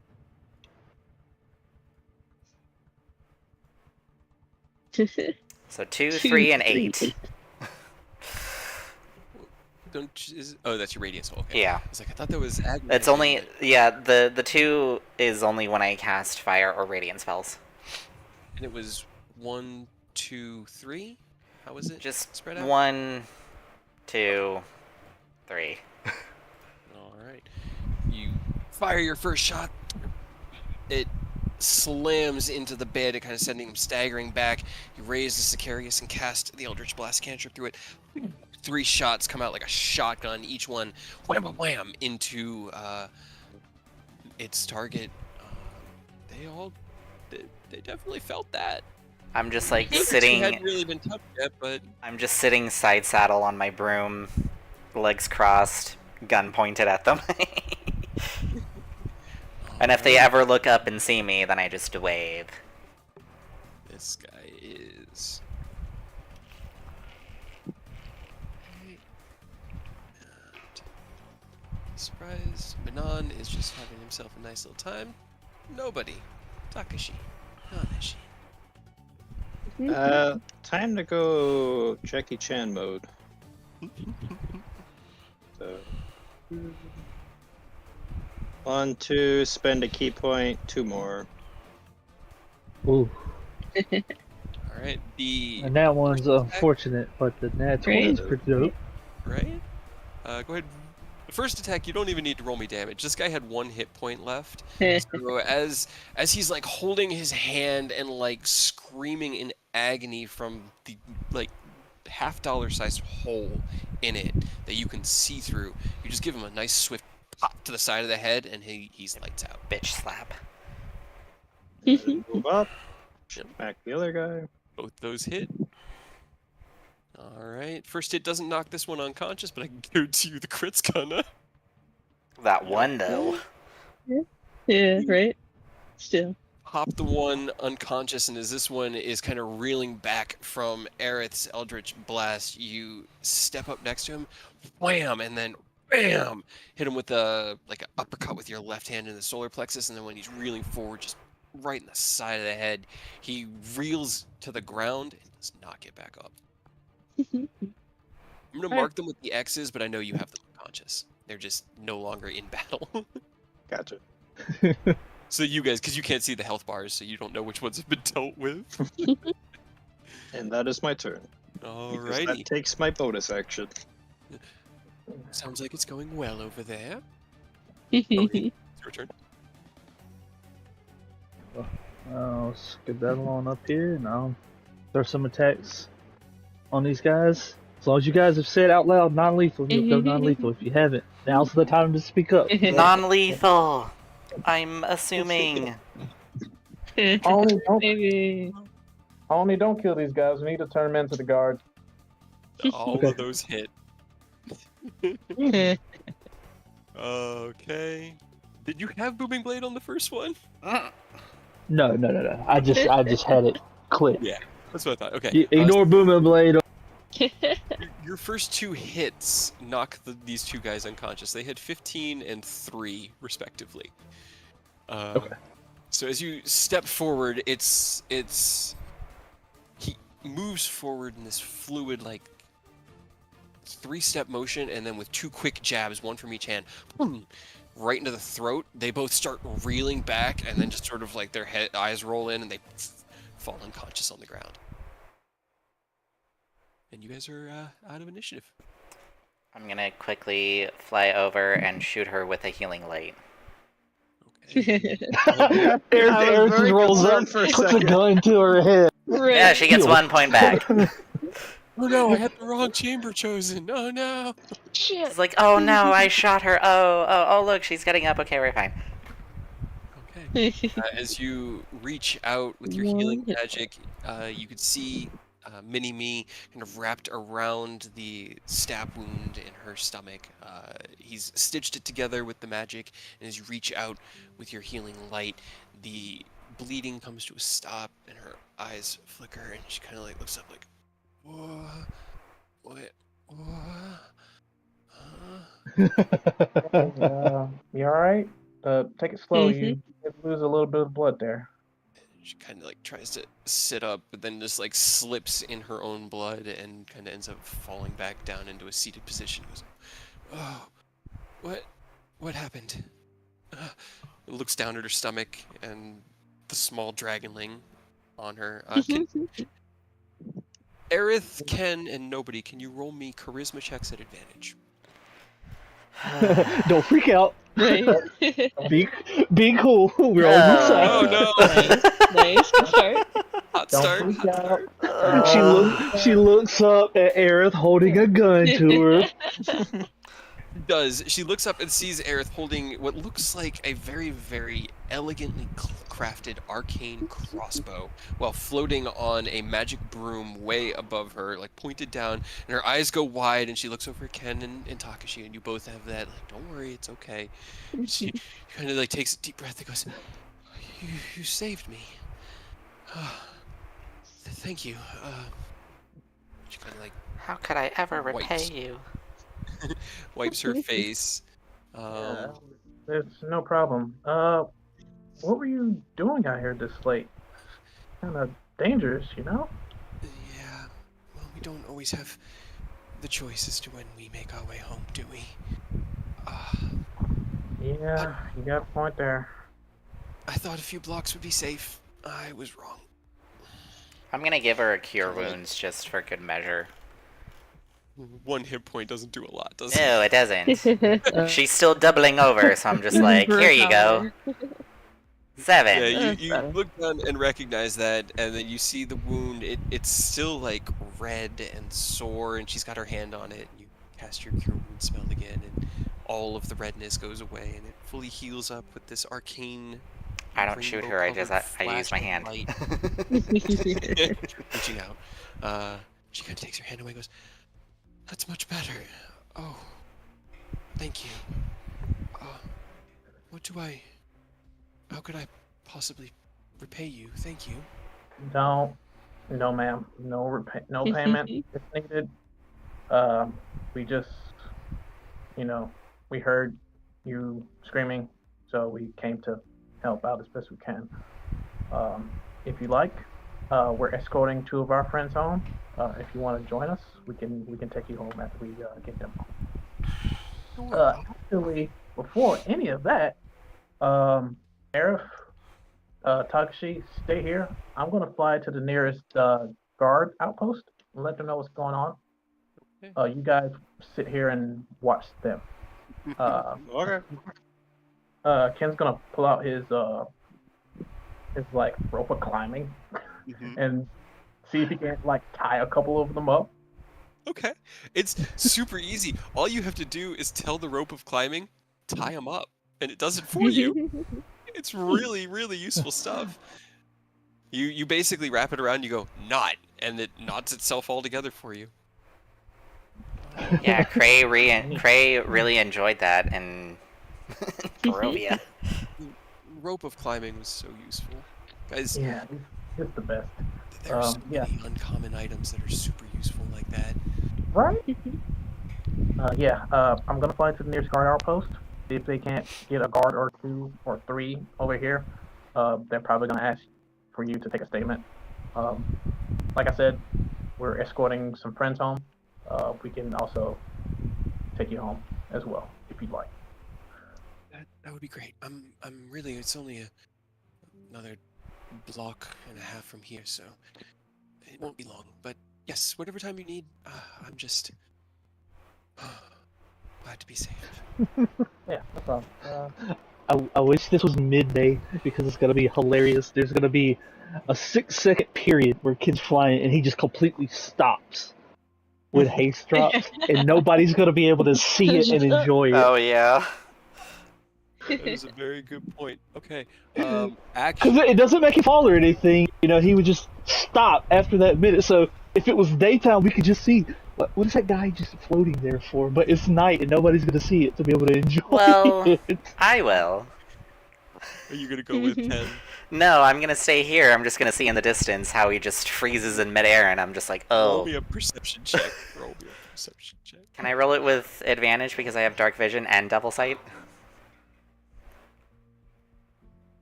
I'll lower the DC, but it's not, Okay. not as much as advantage.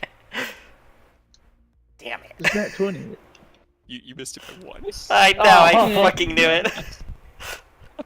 You see, Womp nobody got to enjoy it. Nobody got to enjoy it. Nobody got to enjoy it. As you comfort the poor commoner here, and then take to the sky, Aerith, you watch as Ken disappears into the dark and half foggy evening.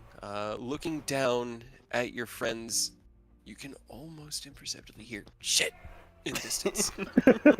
Ken, roll me an investigation check to find the guardhouse. It was a trap. Got your friends. They've been watching, like they kind of like strolled up after the battle and watched as you tied everybody up. Magically. Doesn't take long. You guys wait here for about 10 or 15 minutes before Ken returns. Upon finding the guardhouse, Ken, there are a few guards stationed here. You head towards the like each of the tiers, the different tiered districts have paths that lead down. Like they kind of go down the switchback hill, and each of the switchbacks has a guardhouse on it. In a way, as a way of kind of like separating out the chunks of the city if it were ever to be invaded. So that's where you head. Finding 3 guards stationed there. They look bored. I mean, they're an internal city watch duty. Nobody really, like, the gates open. It is what it is. And as you approach flying, they kind of like stand up at attention, more concerned about the use of flying magic in the city than anything else. And they halt. I like zoom in. It's like, hey guys, you look bored. You want something to do? They look at each other. Roll me a charisma check. That immediately sounds like I'm gonna start a fight with you. That's I how know. they're taking it, and I'm wondering how your charisma comes out. You look bored. You look bored. Catch me if you can. Okay, you rolled well. They look and they kind of chuckle at you and like, what do you want with us, adventurer? What's going on? So we Is that a just threat? caught and captured some bandits. We would like to press charges of assault and attempted murder.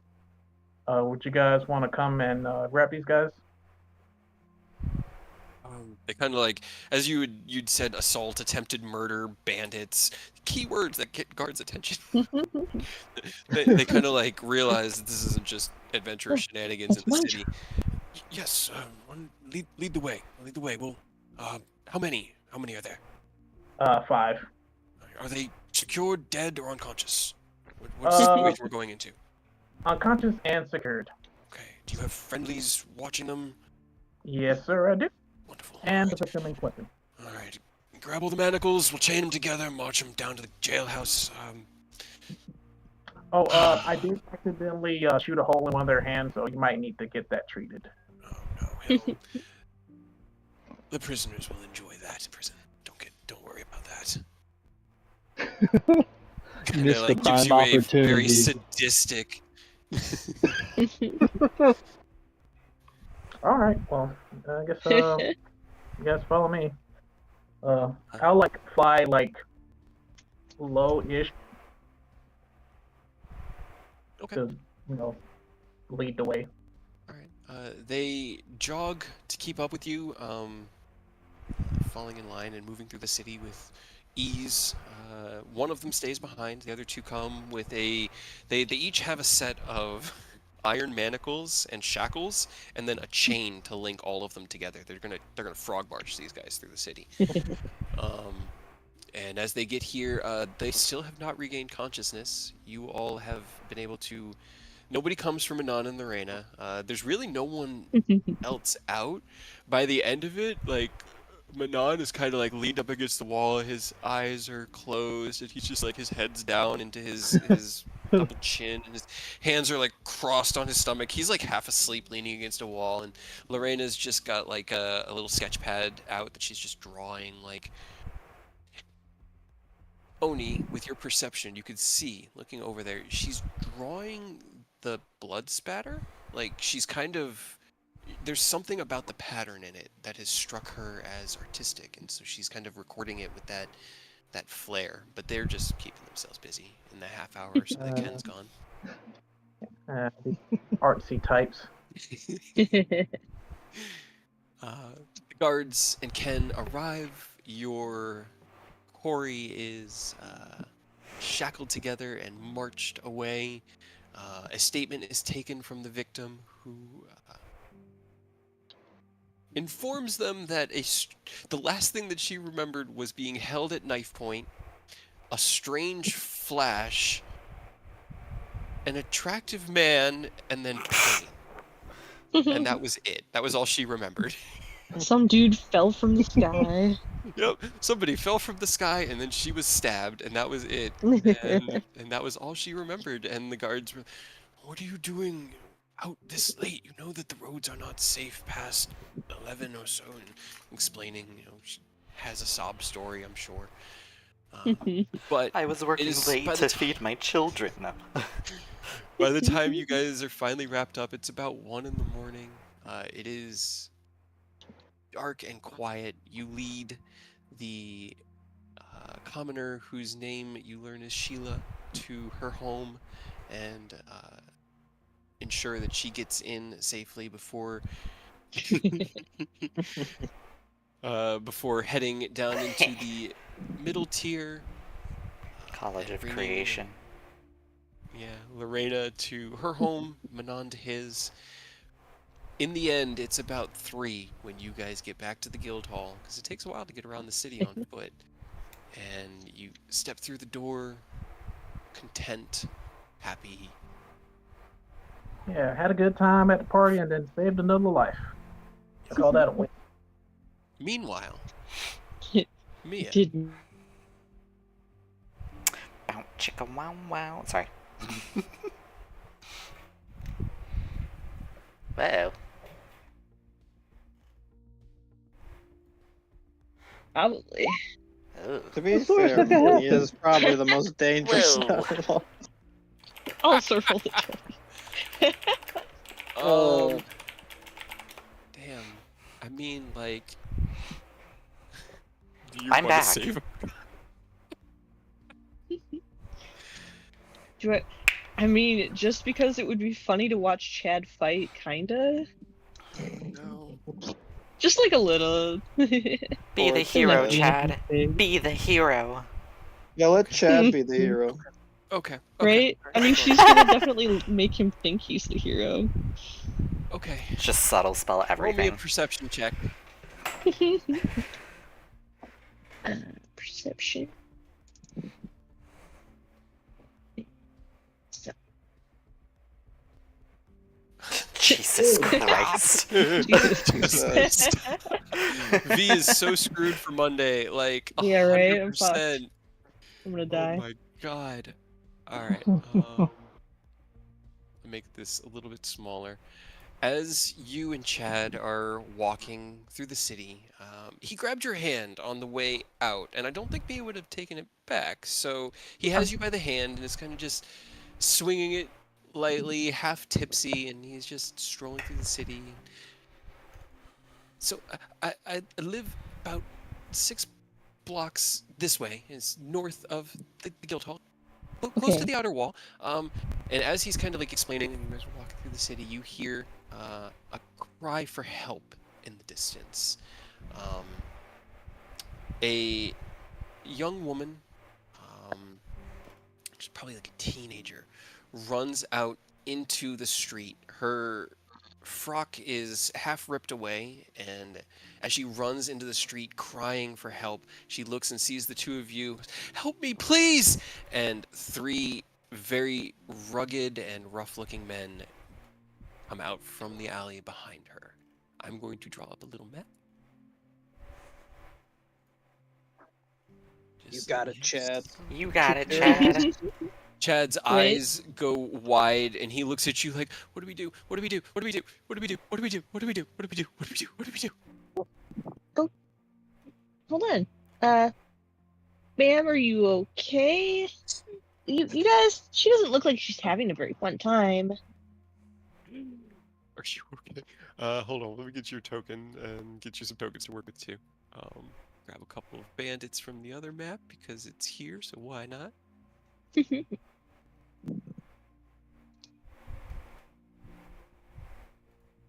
3.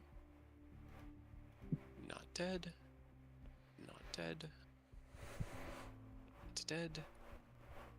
Chad has a C.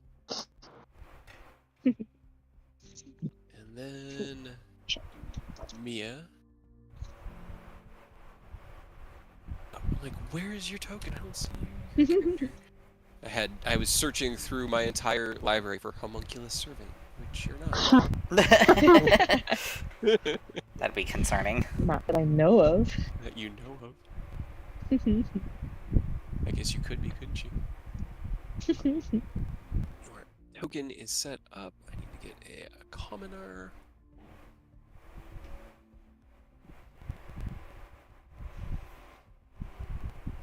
We're actually gonna be like right here. She was about there, and you guys were about down there. So, as you see her run out, she just goes, there. I don't like to have to say it, but they're trying to rape her. It's Yeah, very Mia doesn't obvious know that what it's it sexual figured. assault in this. Well, it would be very obvious to anyone who knew what that was. Chad goes, we have to help her, Mia, and I Okay. need you to roll me initiative. And Chad, oh god, okay, good job, Chad. He rolled a Chad's on top natural of it. 19 for a 21. Hell yeah, Chad. Yeah. Throw hands, Chad. Pull out the halberd. He doesn't have a weapon. He has no weapon. God, what does Nice. he have? He has. Hopes and dreams. A wish and a A bright prayer. future ahead of him. I mean, he has a knife on him because it's only smart for somebody to carry a knife in times Right. like these. At least have a small Okay. something. Hey, it's something. I'll give it to him.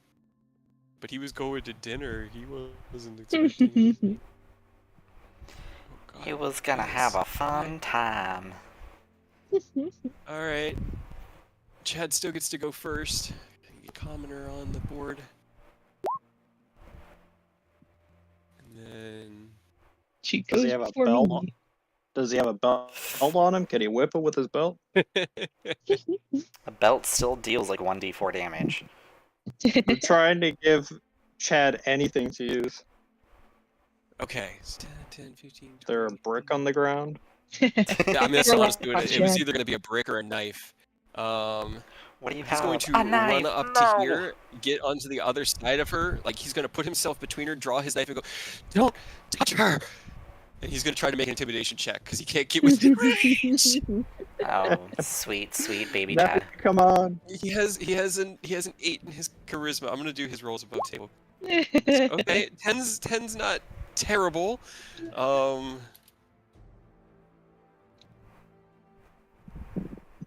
Two of them look at each other and just laugh. The other one kind of like steps back, like, wasn't expecting a guy with a knife. Oh, shit. He's got a knife. Oh, no. Let's see, that one. What do you have in your hand? A Knife. No! No!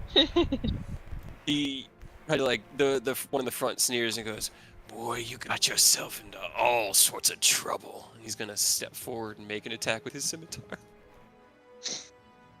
Don't die, Chad. That's a 5 to hit.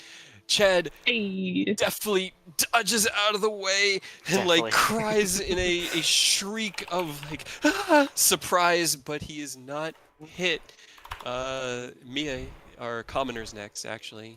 The commoner's going to Come on, Mia. Working on it. She's gonna kind of run up and kind of get behind you, but she stops and is like panting heavily. Mia, it's your turn. Mia will turn around to her and just, it's okay. I mean, if you guys were having an argument, we could ask them to stop. Roll me an insight check. Because you're charismatic enough not to have to convince her that you're not insane, but she has this woman is absolutely terrified. The only time you've ever seen or could ever conceptualize someone being this afraid is when their very life is in danger. Here, there was stay no here. misunderstanding. There is just fear. Stay here, and I will go talk to them. It's okay. Thank you. Talk with weapons. It's already walking away. Yeah. She'll come up next to Chad and just, well, you guys, that was not very nice. She seems very scared. What did you say to her?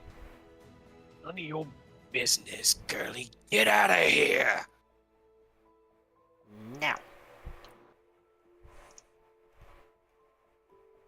She just, she'll just look at Chad, just like, they really don't seem very nice. They're cutthroats. They're bandits. They're not good people. Oh, fighting? Fighting. Right.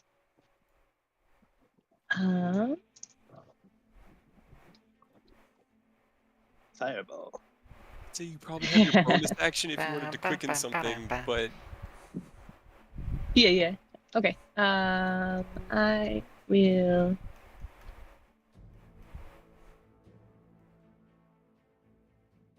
Just because this one is funny.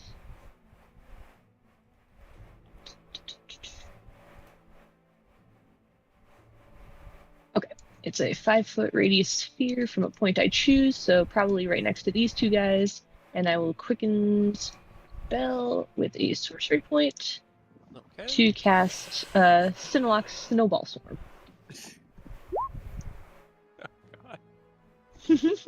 Each creature dex save. Creature takes 3d6 cold. DC 20. All right, guys. 19 or 20. You got it. Is it 18? You give your poor bandit clean up. It's pretty much. I didn't expect 2 natural 20s. It's Right? fucking insane. I thought I was gonna roll a 1. All right. They both failed. Go ahead. Roll me 3d6. 15 points of damage. Okay. As you speak with Chad, and he, speaking more clearly than you think you've ever heard him, very fervently tells you it's time to fight. You snap your fingers, magic reacts quickly to you, and a barrage of snowballs falls from seemingly out of nowhere. This creature just takes. They're not knocked prone, right? Okay. Yeah, I think they just take the damage. They definitely seem pretty messed up by that, but are both still alive. Anything else you want to do? I think that's it, because that was quickened to a bonus. So she'll just stand up right next to Chad then. Okay. All in line next to Chad. I'm going to do that and that and that. Okay, not. This one goes. She's not fucking worth it. You two idiots have fun. He's just gonna run. You can't run away. 4, 5, 6, 7, 8, 9, 10. Yeah, that's how far you can get, but I know you don't want him to run, and that's just off the field, so I'm gonna do this and move everything. But he definitely had checked well enough and insight checked well enough that he doesn't want to fuck with adventurers.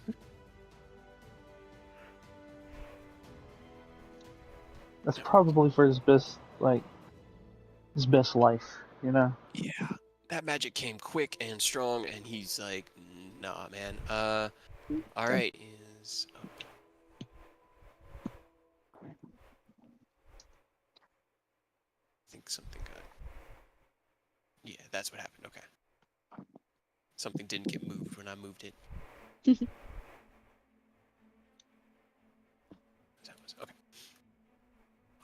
He is going to circle around, remembering his lessons from Hadrian, and he's just going to, with a he's just going to try to drive his knife into this man's back. Get him, Chad. 20. It's an 8 to hit. It doesn't hit. You see him kind of like slash out and hit against the armor, and the bandit turns around and looks at him.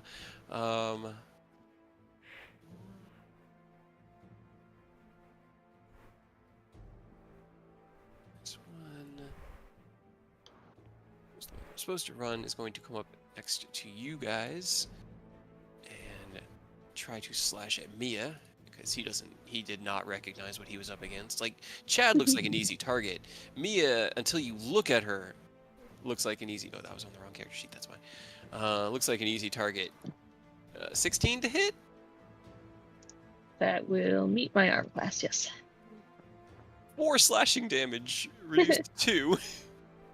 Owie. As he slashes out, there's this pulse of arcane light around you that mitigates the blade away from him, as the blade itself is not magical, or away from you. He kind of like sucks on his teeth, realizing what he's up against in the situation he just put himself in.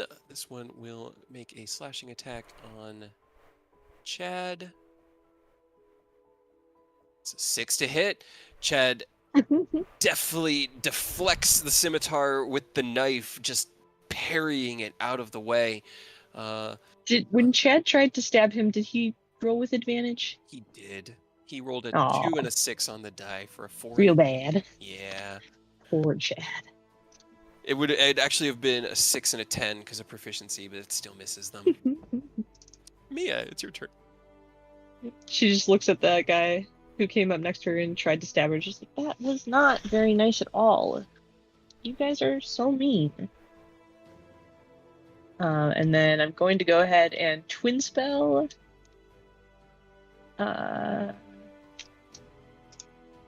Chaos Bolt to hit the guy who's running away and the guy next to. Okay. 1 non-lethal, 1 super lethal. And I will admit, there was a difference in the crime, and I absolutely, they both hit. Yeah. And she also doesn't know that we're not supposed to kill. We've gone on adventures and killed everybody. Everything dies. Literally everybody. Oh, neither of them jumped. Dang. Right. But what types of damage are they? Oh shoot, that's right. As The either first acid one is or acid or poison. poison. Yeah, and the other one's either acid or Or- force. Let's just do both acid. Okay. As you twist your spell, releasing the Chaos Bolt that splits into 2 distinct individual bolts. They both warble through the air, the one right next to you slamming into him, coating him in this acid and like spraying out. You see as the outer layers of his skin kind of get sprayed with the acid in this blast wave as he is just destroyed. And there's just a sizzling pile of clothing and viscera. The other one down the street, leaving a cone-shaped smear on the ground of melting bandit. Gross. Anything else you want to do?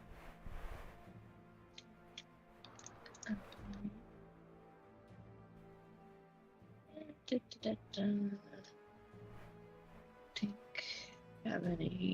think that's it. Right. Next is Chad. Get him, Chad. I believe in you. Shank him. He does hit. 16 or 19 will definitely hit. For Hell yeah. a Go, Chad, 4 go. plus 2 for his dexterity for 4 points of damage. Oh yeah.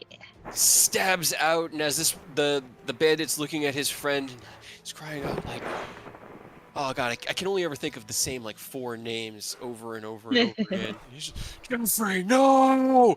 You see Chad Have it. stab, and his knife goes into his shoulder, and he's like, "You bastards! You bitch! And next is going to be the bandit's turn, and he's going to swing wildly back at Chad as Chad tries to draw his dagger out. 13's going to hit Chad. Oh no, Chad. Okay, 2 slashing damage. You watch as Chad yanks the dagger out, and the scimitar cuts right across like the front of his chest. There's like this purely horizontal line right across his shirt, and very nice tunic. And as you look at it, begins to well, and just like a small trickle of blood starts to drip down. He doesn't have a lot of hit points. Oh my god. Mia, it's your turn. Well, that was. It's okay. He can take more than that. But I will help. God, I'm just trying to find something that doesn't just explode this, like, 2 radius block. Isn't that the trouble, man? It's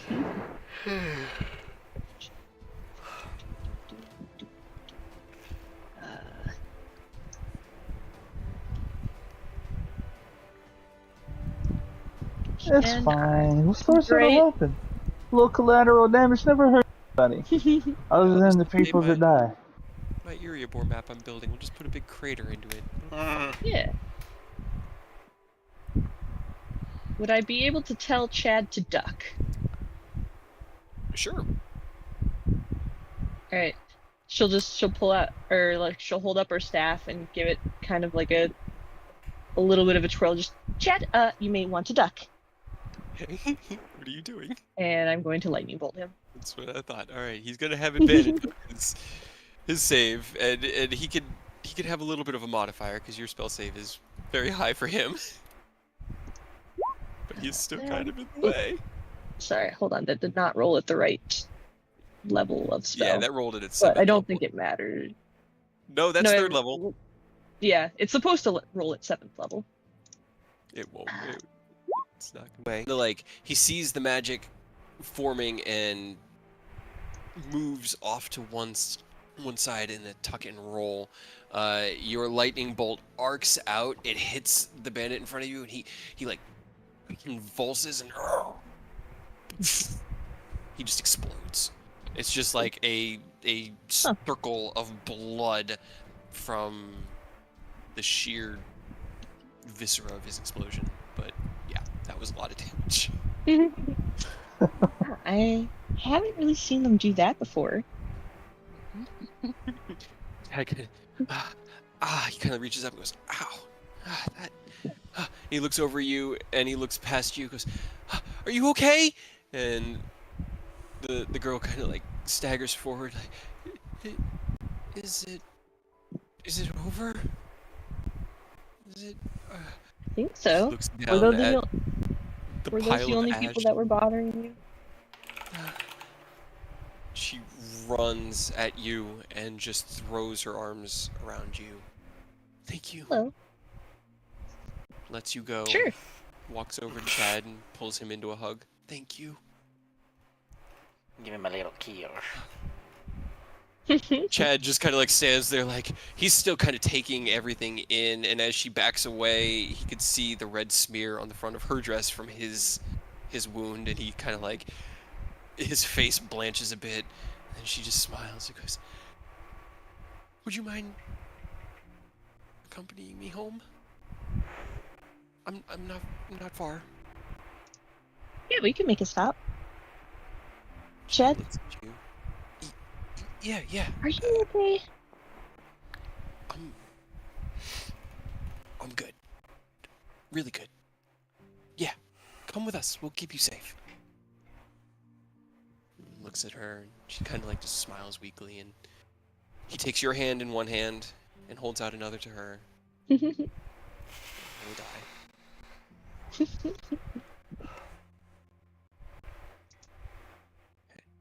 She kind of like cautious at first, but takes a deep breath and steadies herself, and then takes his hand. He goes, "Okay, which way?" And she I will. think we should go that way. Well, I actually know where we're going. It's this way. Oh. She'll lead you to her small townhome here in the city. Introduce her name as Rebecca, and thank you guys again. As she enters, you hear raised voices of concern, her name being asked, where have you been? The door closes. Chad looks at you and smiles with the biggest beaming smile he's got. That was awesome. Yeah, that was great. They Bloated they were. Just left Viscera all in the middle of the city. Just cleaned up crew the next morning being like, it's a living. Yeah, she was like, Following- I took 2 damage, he took 2 damage, he's fine. Following Chad to his home, it is a small town, row house, along, not directly butted up against the outer wall, but 1 or 2 streets in from the outer wall. You can see the outer wall of Iriapor from it.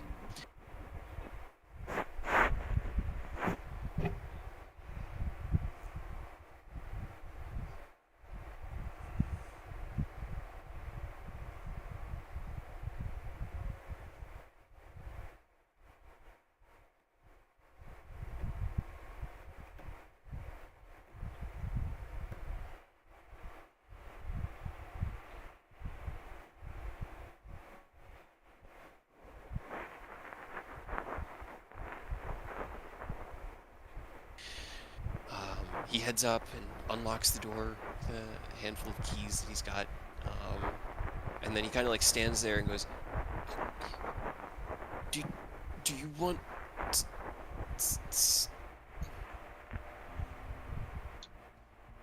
Do you want to stay here tonight? Since it doesn't." Do you want me to stay? I mean, Roll me an insight I guess check. I don't want to be attacked, but Roll me an insight check.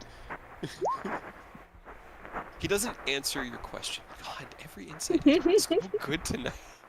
He doesn't answer your question, but there's a very obvious, he wants to say yes, My but mind's he's not telling me no. saying yes. My body.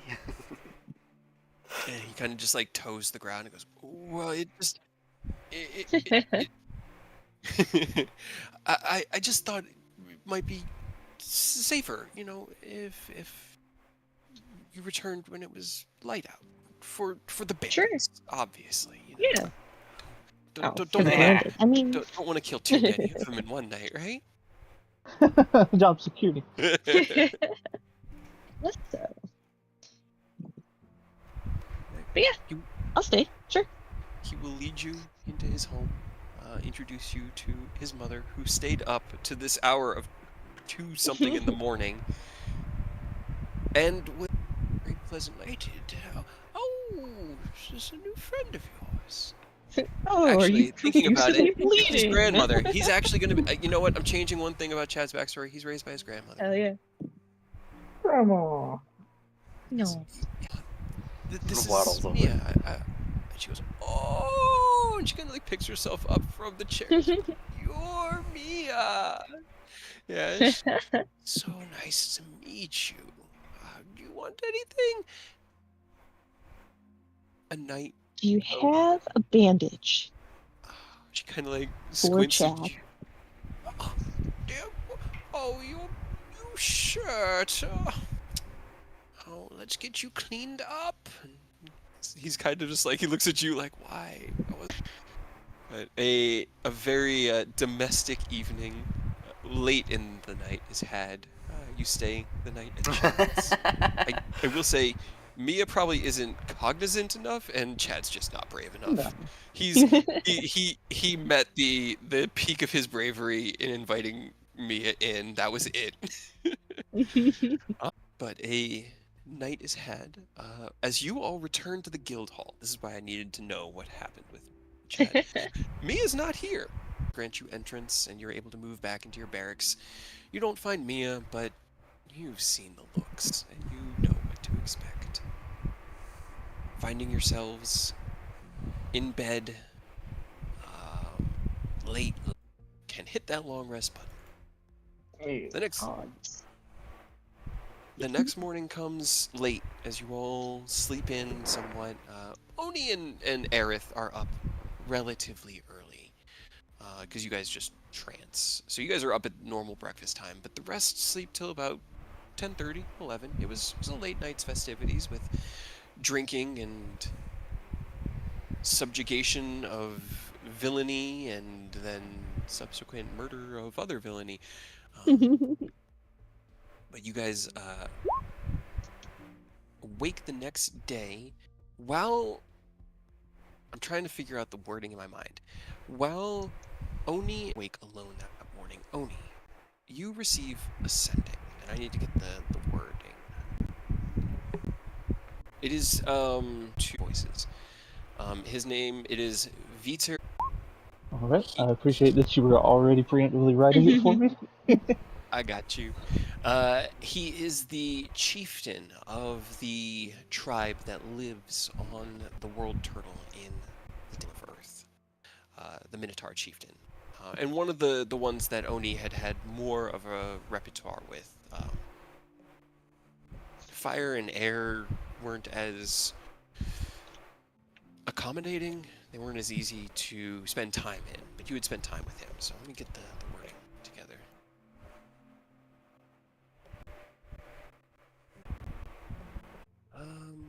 Yeah, I'm gonna. I hope everything is okay and this isn't bad news. I'm sure the cult and fucking they being out there probably has some good news for us, right?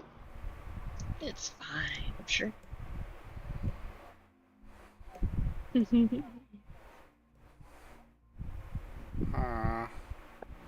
I like your optimism. It's unwanted, but I like it.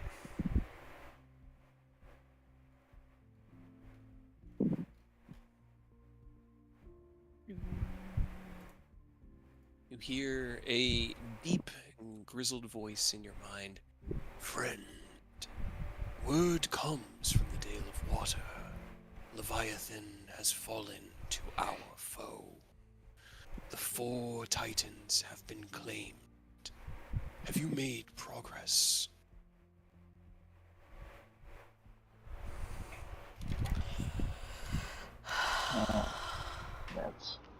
That's very, very suboptimal. Let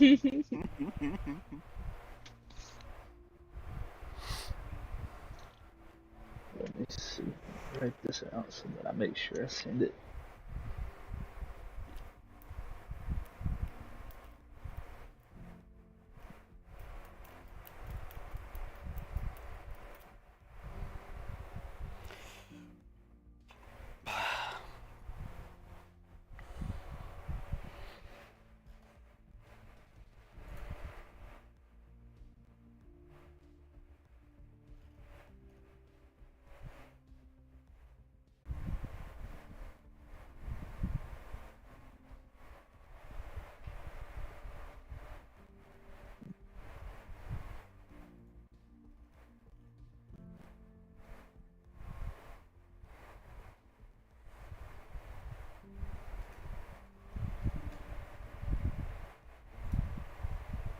You want food? Is that what this is? Why you're nudging me? Toby.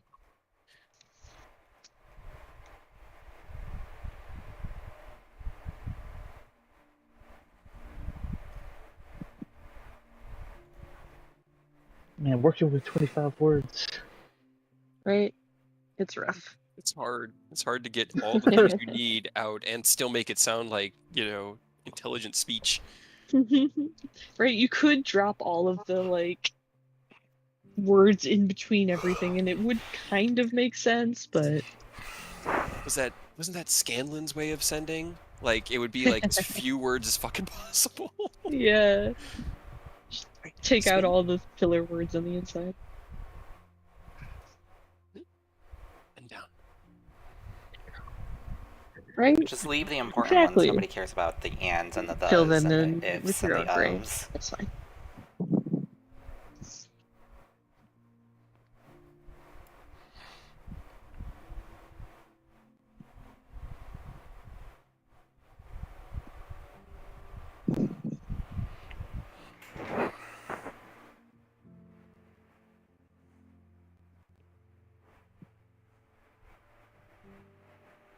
Okay, I shortened it.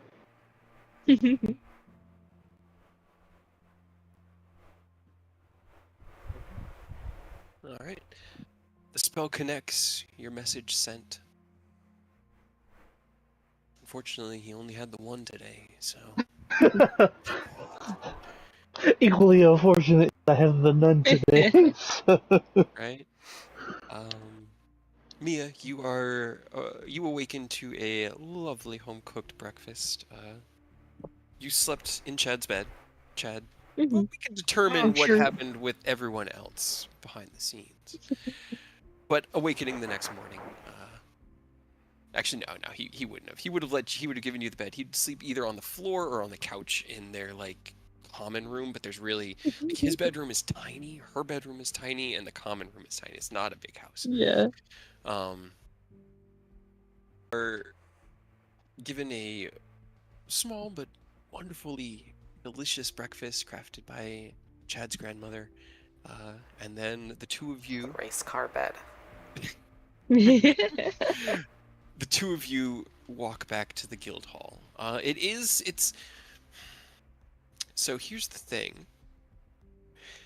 Chad's an employee. He has to work. So he'd have to go back to the guild hall relatively early. Now, Emily knew he was going to be partying.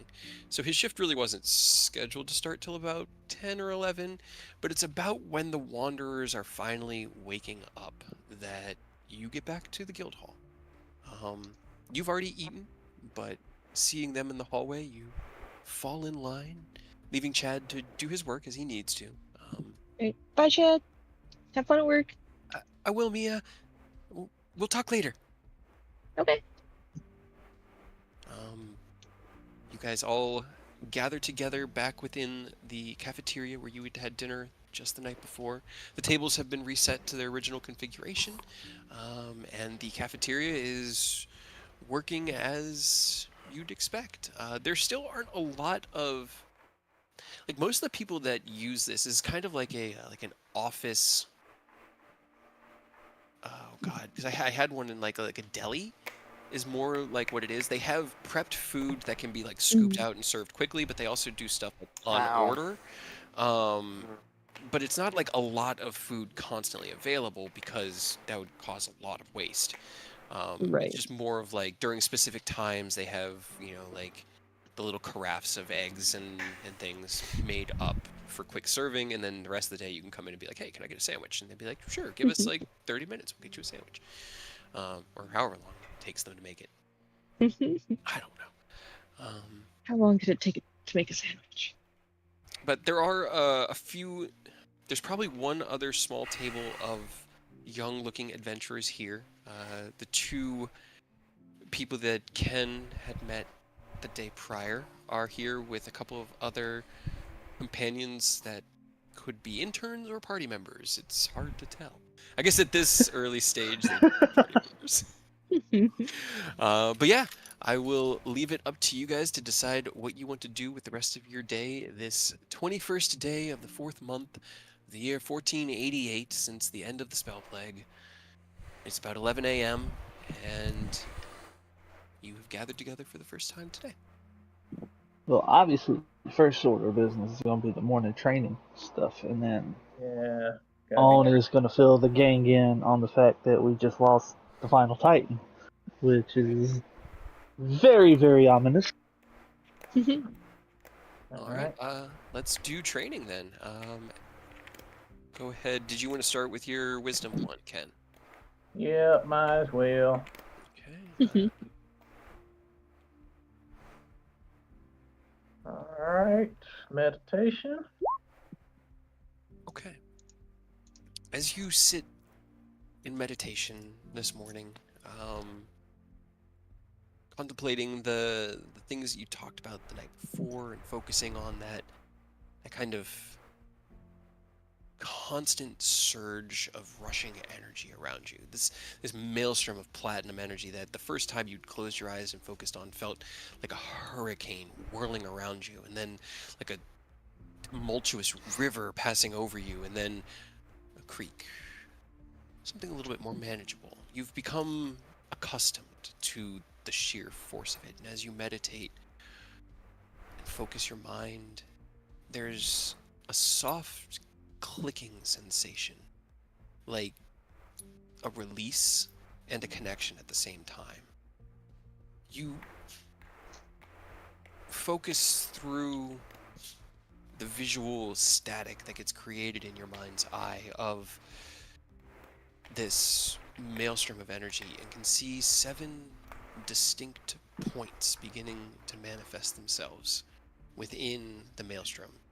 They twist and twirl with the energy, but they are fixed points. You also feel yourself now almost like a sieve, whereas before the energy would toss you and turn you and threaten to tear you, piece from piece. It seems to flow through you as if you're not there or it's a part of you. Mechanically, I will say, you needed one more success, and a 13 is a success. You can now activate Ascalon without exploding.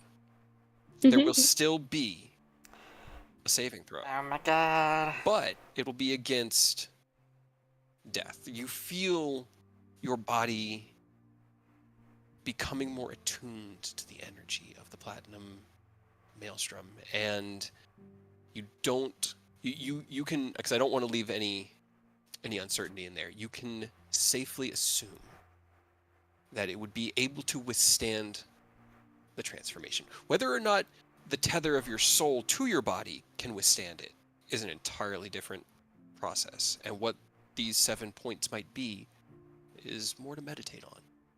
But as you wrap up, you can feel that power